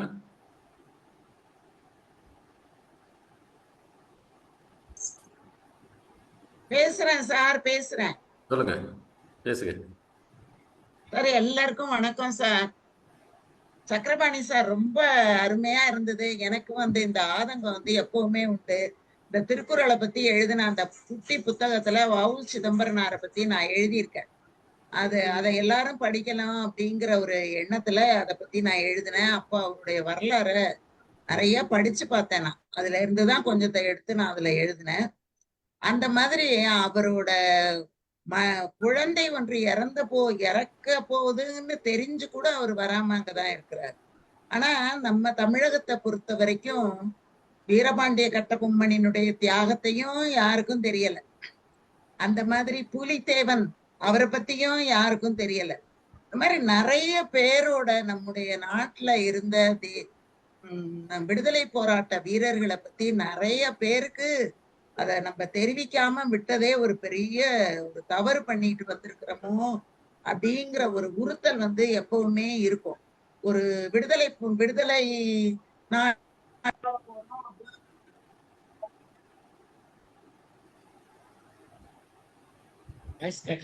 மேடம் வாய்ஸ் கட் ஆயிடுச்சு? என்ன ஆச்சு? சார் இன்னொருத்தங்களுடைய மைக் ஆன் ஆச்சு, ஒருவேளை அதனால யார் சார் அது? கண்ணன் யாராவது வந்திருக்காரு, நீங்க மியூட் பண்ணுங்க சார். வணக்கம் சார். சார் கண்ணா கண்ணன் கேக்குதுங்களா சார்? உங்களை கொஞ்சம் அறிமுகப்படுத்திங்க சார். நான் என்னோட பேர் கண்ணா கண்ணன். நான் சென்னை துறைமுகத்தில் பணிபுரிகிறேன். வஉசியை பற்றி நான் இந்த வஉசியுடைய பிறந்தநாள் அன்னைக்கு. ஹலோ, கேக்குதுங்களா? கேக்குது. வஉசியுடைய பிறந்தநாள் அன்னைக்கு நான் ஒரு இந்த வாசி ஓசி குழுமத்தோட ஒரு பாட்டு போட்டிருந்தேன். வஉசியை பற்றி எழுதின ஒரு பாடல், கவிதை வடிவில் ஒரு பாடல். ஐயா சக்கரபாணி அவருடைய சொன்ன கருத்துக்கள்லாம் பார்க்கும்போது ரொம்ப பெருமைப்பாக இருந்தது. ஏன்னா வஉசி மேலே எனக்கு துறைமுகம் சார்ந்து இருக்கிறதுனால ஒரு கப்பலை எல்லாம் நடத்துறது, கப்பல் கம்பெனி நடத்துறது எவ்வளோ கஷ்டம், எவ்வளோ சிரமம். அவர் அந்த காலத்தில் 2 கப்பல் வச்சு பண்ணது இந்தியாவில் மொத்தம் 3 பேர் தான். அந்த 3 பேருமே தோல்வி விட்டுறாங்கன்னு வச்சுக்கலேன். ஆனாலும் நம்ம தமிழ்நாட்டில் பெரிய பின்புலம் இல்லாமல் பண்ணது ஒரு பெரிய ஒரு வரலாறு அப்படின்றத ரொம்ப நினச்சி எப்பவுமே பெருமைப்படுவேன். ஒரு தகவல் சொல்லணும்னு ஆசைப்பட்டேன். அவர் பட்டியலில் தமிழ்நாட்டில் உள்ள சிலைகள் பற்றி போட்டிருந்தாரு. சென்னை துறைமுக வளாகத்தில் தமிழக அரசு 1968 ஒரு சிலை வச்சு 2022 வரைக்கும் அந்த சிலை தான் அதிகாரப்பூர்வமாக அவருடைய பிறந்தநாளுக்கு முதலமைச்சர் மாலை போடுற ஒரு சிலையாக இருந்தது. அந்த பட்டியல் அது இல்லை, அதனால அதை சொல்லணும்னு நினச்சேன் நான். இன்னைக்கு நீங்கள் பாரிஸ் பக்கமாக கஸ்டம்ஸ் ஹவுஸ் இருக்க பார்த்தீங்கன்னா அந்த பாரதியார் நம்ம வஉசியோடைய முழு உருவச் சிலை இருக்கும். ரொம்ப வருஷம் மணிமண்டபம் கட்டுற வரைக்கும் அதுதான் அதிகாரப்பூர்வமான ஒரு சிலையாக இருந்தது சென்னையில். அந்த சிலை சென்னை துறைமுகம் பக்கத்தில் இருக்க சீஃபரஸ் கிளப்லையும் அவருக்கான ஒரு சிலை வச்சிருக்காங்க, ஒரு இடுப்பளவு சிலை வச்சிருக்காங்க. உண்மையிலேயே அவருடைய அந்த 2 கப்பல் கேலியோவும் லாவோஸாவும் பண்ணது மிகப்பெரிய ஒரு பிரம்மாண்டம். அதனால் இன்னைக்கு வஉசியின் பெயரை பார்த்தோன்னே நீ கண்டிப்பாக இந்த நிகழ்ச்சியில் கலந்துக்கணும் அப்படின்னு நான் ஆசைப்பட்டேன். வாய்ப்பளித்தமைக்கு மிக்க நன்றி. நன்றி. அமுதா மேடம் தொடருங்க. நீங்க உங்களுக்கு கட் ஆயிடுச்சு நீங்க பேசிட்டு இருக்கும்போது. மேடம் மைக் உங்க வாய்ஸ் இல்லை.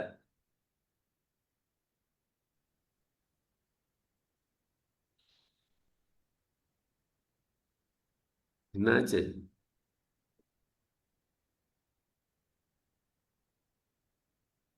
நீங்க அன்மியூட் பண்ணிருக்கீங்க, ஆனா உங்க வாய்ஸ் கேட்க மாட்டேங்குது.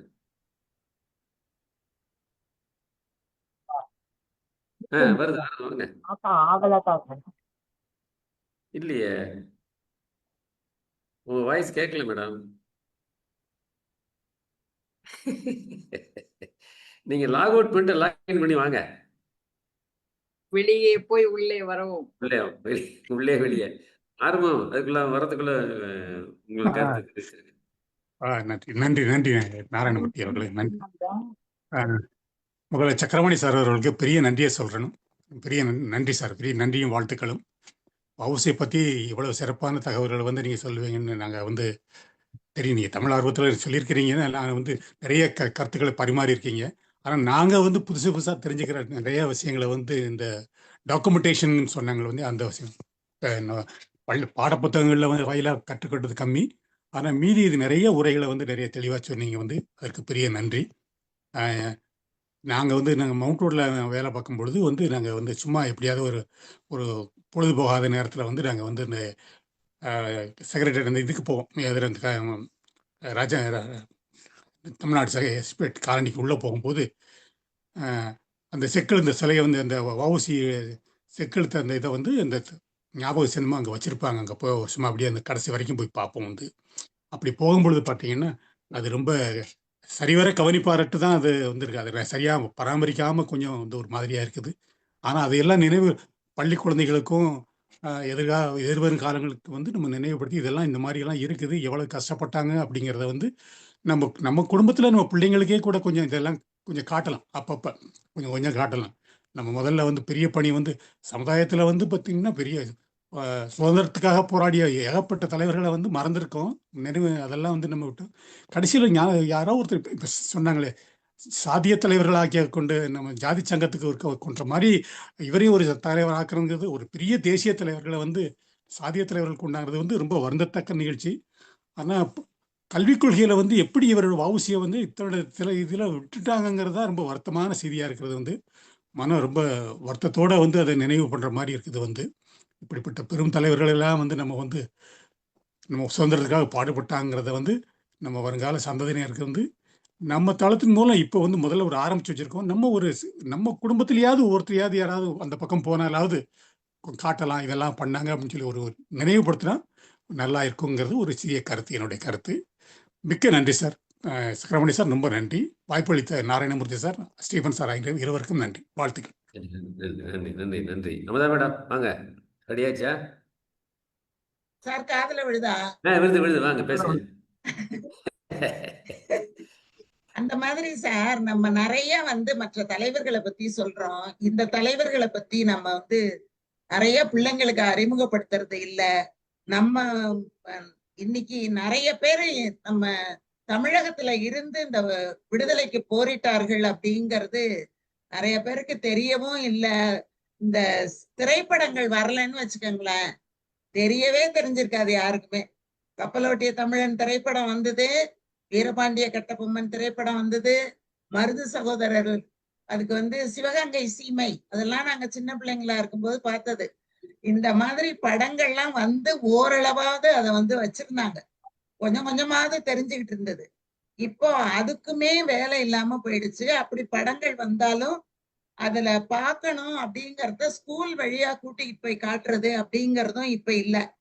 நாங்கெல்லாம் சின்ன பிள்ளைங்களா இருக்கும்போது ஸ்கூல்ல இருந்து டீச்சர்ஸ் கூட்டிட்டு போவாங்க, போய் உட்கார வச்சு இந்த படங்களை எல்லாம் பாருங்க அப்படின்னு கூப்பிட்டு போய் அழைச்சிட்டு வருவாங்க. அந்த மாதிரியும் இப்ப கிடையாது. சுற்றுலா போறோம் அப்படின்னு போறவங்க இந்த மாதிரி இடங்களை தேர்ந்தெடுத்து போறதை விட இந்த குயின்ஸ்லாண்டு, விஜிபி அந்த மாதிரி இடங்களுக்கு தான் ரொம்ப போறாங்க. ஏன்னா அங்கெல்லாம் பார்க்கலாம், பஸ்ஸா பிள்ளைங்க வந்து பொழுதன்னைக்கு ஆட்டம் போட்டுட்டு வீட்டுக்கு போறத பார்க்கலாம். ஆனா இந்த மாதிரி இடங்களுக்கு அழைச்சிட்டு போய் காட்டணும். என்ன என்கிட்ட படிச்ச ஒரு பொண்ணு சொன்னா, சார் லைப்ரரினா என்னன்னு எனக்கு தெரியவே தெரியாதுன்னு சொன்னா, நான் பார்த்ததே இல்லை அப்படின்னா. அப்ப நான் வந்து கேட்டேன் எங்க ஸ்கூல்ல, இவங்களை எல்லாம் கொஞ்சம் அந்த லைப்ரரிக்கு கூட்டிட்டு போட்டுமா அப்படின்னு கேட்டேன். ஐயோ நீங்க ரிஸ்க் எடுக்காதீங்க, எங்களுக்கு இதை பத்தி தெரியவே தெரியாது, நாங்க வந்து இதுக்கெல்லாம் எங்களால ஒண்ணும் பண்ண முடியாது அப்படின்னு சொல்லிட்டாங்க. அதனால நான் அழைச்சிக்கிட்டே போல. அந்த பிள்ளைங்களுக்கு லைப்ரரினா என்னன்னே தெரியாம கூட இருந்தாங்க. அந்த அளவுக்கு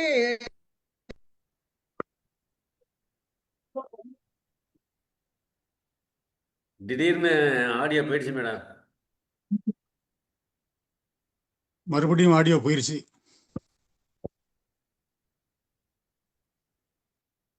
ஏதோ ஒரு சர்வதேச சதி நடக்குது மேடம். கேக்குதா சார்? இப்ப கேக்குதுமா? அந்த மாதிரி சார் நம்ம பிள்ளைங்களை வந்து முக்கியமான இடங்களுக்கு அழைச்சிட்டு போறது வந்து கட்டாயமா கல்வி சுற்றுலாவில இருக்கணும் அப்படின்னு அரசாங்கம் வந்து ஒரு ஆணையிட்டால் தவிர இந்த மாதிரி நடக்கிறதுக்கான வாய்ப்புகள் இல்லை. ஆனா எல்லாரும் அப்படி இருக்காங்கன்னு சொல்ல முடியாது, பெரும்பான்மையானவர்கள் இப்படி இருக்காங்க அப்படிதான் நான் சொல்வேன். ஏன்னா நல்லா அழைச்சிட்டு போறவங்க இருக்கலாம், அவங்கள வந்து நம்ம சொல்லிட்ட மாதிரி ஆயிடக்கூடாது. அதுக்காக நான் சொல்றேன். எனக்கு தெரிஞ்ச வரைக்கும், நான் பார்த்த வரைக்கும், நான் விசாரிச்ச வரைக்கும், நான் பணியாற்றிய வரைக்கும் இந்த மாதிரி இடங்களுக்கெல்லாம் பிள்ளைங்களை கூப்பிட்டு போனது கிடையாது. ஆனா அந்த மாதிரி இடங்களுக்கெல்லாம் அழைச்சிட்டு போகணும் அப்படிங்கிறது என்னுடைய விருப்பமாக இருந்தது. ஆனா அதை என்னால செயல்படுத்த முடியாத நிலையில்தான் நான் இருந்தேன். இந்த மாதிரி கேள்வி எல்லாம் கேட்டோம்னா நம்ம வேலை செய்யற இடத்துல தொடர்ந்து வேலை செய்ய முடியாது. அதனால நம்ம வேலை முக்கியமா, நமக்கு இது முக்கியமா அப்படின்னு பார்க்கும்போது வேலைதான் முக்கியம் அப்படிங்கிற ஒரு நிலைமைக்கு வந்துடுறோம். அதுக்கப்புறம் அங்க உட்கார்ந்துகிட்டு நம்மளால என்ன நம்ம பிள்ளைங்களுக்கு சொல்லி கொடுக்க முடியுமோ அதையெல்லாம் சொல்லி வைக்கலாம் அப்படின்னு தான் நம்ம சொல்லி கொடுக்குறோம். இதெல்லாம் தெரிஞ்சுக்கணும் அப்படிங்கிறது ரொம்ப நம்ம சக்கரபாணி சார் வந்து சொன்ன பிறகு இது யூடியூப் மூலமா இன்னும் எல்லாருக்கும் போய் சேரணும். ரொம்ப அற்புதமான கருத்துக்கள்லாம் சொன்னீங்க சார். ரொம்ப நெகிழ்வான வரலாறு தான் அவருடைய வரலாறு. மண்ணெண்ணெய் கடை வச்சிருந்தாரு அப்படிங்கிறது கூட சற்று உயர்வானது. மண்ணெண்ணெய் வண்டி தள்ளிக்கிட்டு போய் அவரு கூவி மண்ணெண்ணெயை வித்தாரு அப்படிங்கிறது ஒரு செய்தியை நான் பார்க்கும்போது ரொம்ப மனம் வேதனைப்பட்டேன். அவருக்காக அவங்க அப்பாவே அவர் படிக்கணும்னு ஒரு ஆங்கில பள்ளியை அவங்க ஊர்ல உருவாக்குனது அவங்க அப்பா. வஉசி படிக்கணுங்கிறதுக்காக அத ஊசி கூட போட மாட்டேங்கிறாங்க. தெருவுல எழுதி இருக்கக்கூடிய இடங்கள்ல பாத்தீங்கன்னா வான்னு துணை எழுத்து போட்டு ஊவண்ணா போட்டு சி போடுறாங்க. அவங்க அப்பா பேரு உலகநாத பிள்ளை, அதனால ஊ போடணுங்கிறது கூட தெரியல, ஊசி அப்படின்னு எழுதுறாங்க. அப்ப அந்த பெயரை கூட ஒழுங்கா எழுத முடியாம நம்முடைய தமிழகத்துல நிறைய தெருக்கள் இருக்கின்றன அப்படின்னு பார்க்கும்போது அது இன்னுமே மனசுக்கு வருத்தமா இருக்கு. அந்த மாதிரி தெருக்களை நான் பார்த்திருக்கேன், ரொம்ப மன வேதனைப்பட்டிருக்கேன். அந்த நேரங்கள்ல எல்லாம் நான் நினைப்பேன், நான் வந்து பையனா இருந்திருந்தா ஒரு தாரை தூக்கிட்டு என்னால போய் எழுதிட்டு வந்திருக்க முடியும். ஆனா என்னால அதெல்லாம் எதுவுமே செய்ய முடியல. அதுக்கு வந்து என்னுடைய அந்த பெண் பிறப்பு கூட ஒரு காரணமா இருந்திருக்குங்கிறத நான் நிறைய இடங்கள்ல உணர்ந்திருக்கிறேன். அதை நான் இந்த நேரத்துல நினைச்சு பாக்குறேன். ரொம்ப மகிழ்ச்சியா இருந்தது சார், ரொம்ப சிறப்பா இருந்தது. இந்த தளம் வந்து இன்னும் விரிவடைஞ்சு இன்னும் நிறைய செய்திகளை கொண்டு போய் எல்லா இடங்கள்லயும் சேர்க்கணும், ஆயிரமா பெருகணும் அப்படின்னு நினைக்கிறேன். உங்களுக்கு ரொம்ப நன்றி சார். நம்ம தளத்துல இப்படி பேசுவதற்கு வாய்ப்பளித்த நம்முடைய ஸ்டீபன் சார், நாராயணமூர்த்தி சார் உள்ளிட்ட அத்தனை பேருக்கும் என்னுடைய நன்றி. நன்றி நன்றி மேடம். மேடமோட ஆதங்கத்தை நான் எங்க இடத்துலயும் பார்த்திருக்கேன் மேடம். இங்கிலீஷ்லயே இருக்கிறத விஓசிங்கிறத விஓசி தெரு, திருவிக்கா தெருவை டிவிகே தெருவுன்னு போடுறாங்க. Corporation, Avadi corporation. நான் அந்த ஒரு நாள் அலுவலகத்தில் போய் சொன்னேன், டிவிகே தெருவுனா யாருக்கு தெரியும், திருவிக்கா எவ்வளவு பெரிய பேரு, டிவிகே தெருவுனா யாருக்கு தெரியும். விஓசி இங்கிலீஷ்ல இருக்கிற விஓசிய தமிழ்ல எழுதுறாங்க விஓசி. என்ன பண்றது? டிரான்ஸ்லிட்டரேஷன்.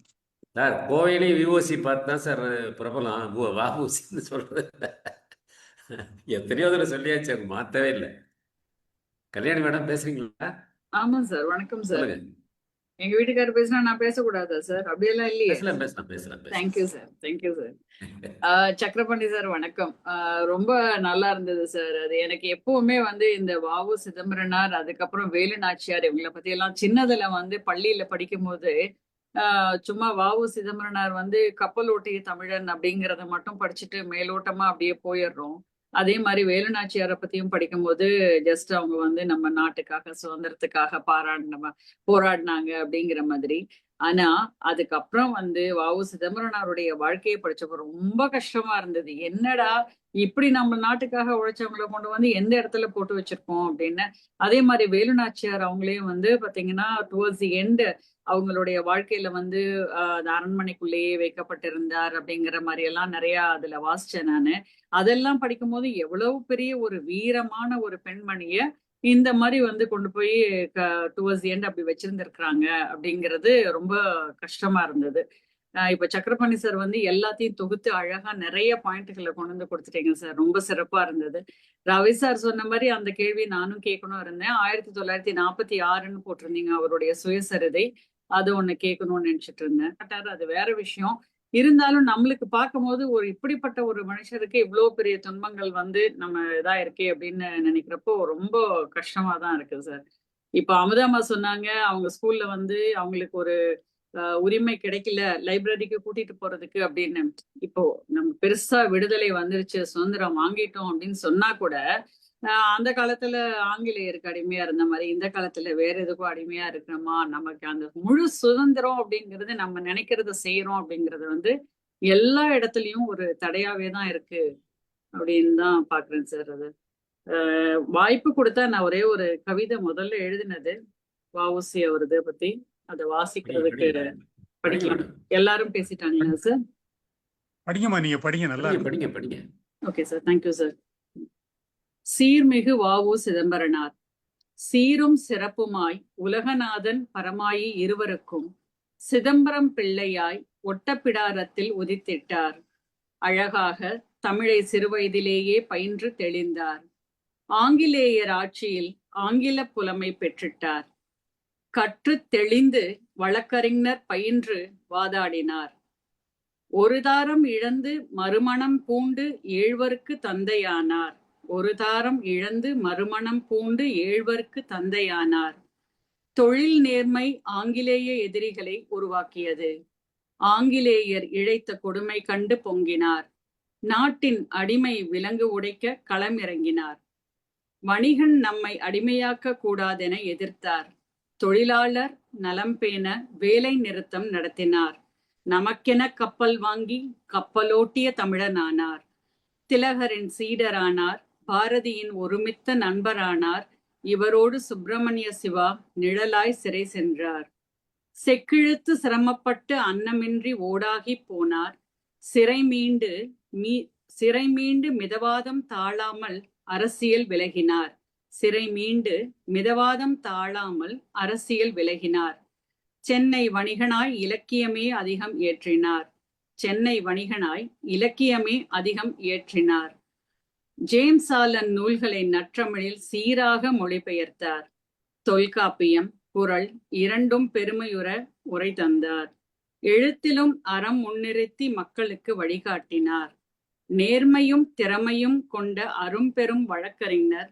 தொழிலாளர் சங்கமின்றி போராடி வெற்றி பெற்றவர். பங்குதாரர்கள் இணைத்து பாரதத்திற்கு பெருமை தேடியவர். மாவீரர், சிறந்த கவிஞர், பேச்சாளர், மாமனிதர் நம் வஉசி. Thank you sir. நன்றி நன்றி நன்றி நன்றிம்மா. வேற யாராவது பேசுறீங்களா? ரொம்ப ஒரு அற்புதமான நிகழ்ச்சி. நமது தளத்திற்கு பெருமை சேர்க்கும் ஒரு நிகழ்ச்சி இது. ரொம்ப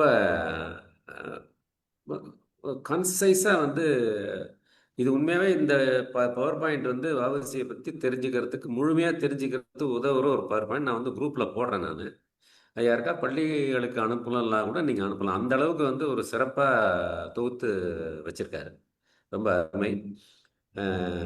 5ஆம் தேதி வந்து ஆக்சுவலாக வந்து நம்ம பேசும்போது தான் அதை பற்றி நினச்சோம். அது காலம் தாழ்ந்து விட்டது. அதனால வந்து அந்த நிகழ்ச்சி போட்டோம். நம்ம அன்னைக்கே முடிவு பண்ணோம் இதை வந்து அடுத்த வாரம் போட்டலாம் அப்படின்னு சொல்லிட்டு. இந்த நிகழ்ச்சியை போட்டதில் நீ நடத்தினது ரொம்ப மகிழ்ச்சியாக இருக்குது. சக்கரபாணி சார் தொகுத்து வழங்கியதற்கு மிக்க நன்றி. கலந்து கொண்ட அனைவருக்கும் நன்றி. முகநூல் வாயிலாக கலந்து கொண்டவர்களுக்கும் நன்றி. இதை சிறப்பாக உரை நிகழ்த்திய சக்கரபாணி சாருக்கு மீண்டும் நன்றி. முடிச்சுக்கலாமா சார்? எனக்கு இந்த வாய்ப்பை வழங்கிய நாராயணமூர்த்தி சார் அவர்களுக்கு, சீமன் சார் அவர்களுக்கு நன்றி. இந்த வாய்ப்புக்கு எனக்கு சிபாரிசு செய்த நம்முடைய மேடம் கல்யாண ஸ்ரீதர் அவர்களுக்கு மிக்க நன்றி. அவர்கள் தான் அன்னைக்கு என் பெயரை பரிந்துரை பண்ணாங்க. சார் நீங்க பேசுங்க சார் திங்கட்கிழமைன்னாங்க. சார் நாராயணன் சார் சொன்ன மாதிரி சாட்டர்டே நாம ப்ரோக்ராம் பேசிக்கிட்டு இருக்கோம். சார் மண்டே அன்னைக்கு நீங்க பேசுங்க சார். அதனால மேடத்துக்கு ஒரு நன்றி. நன்றி சார். சார் வஉசிங்கிறது ஆக்சுவலாக இன்னைக்கு வந்து லீவ் விடுறதா இருந்தது. சார் வந்து வஉசியை பற்றி பேசணும்னு சொன்னோன்னே சரி இன்னைக்கு நடத்திடுவோம் அப்படின்னு சொல்லிட்டு நடத்தினோம். வாய்ப்புக்கு நன்றி சார். கல்யாணி மேடத்துக்கு நன்றி. கல்யாணி மேடத்துக்கு நன்றி. வணக்கம். முடிச்சுக்கலாமா சார்? முடிச்சுக்கலாம் சார். ஓகே. ஒரு நன்றி சார். நன்றி. நன்றி நன்றி நன்றி.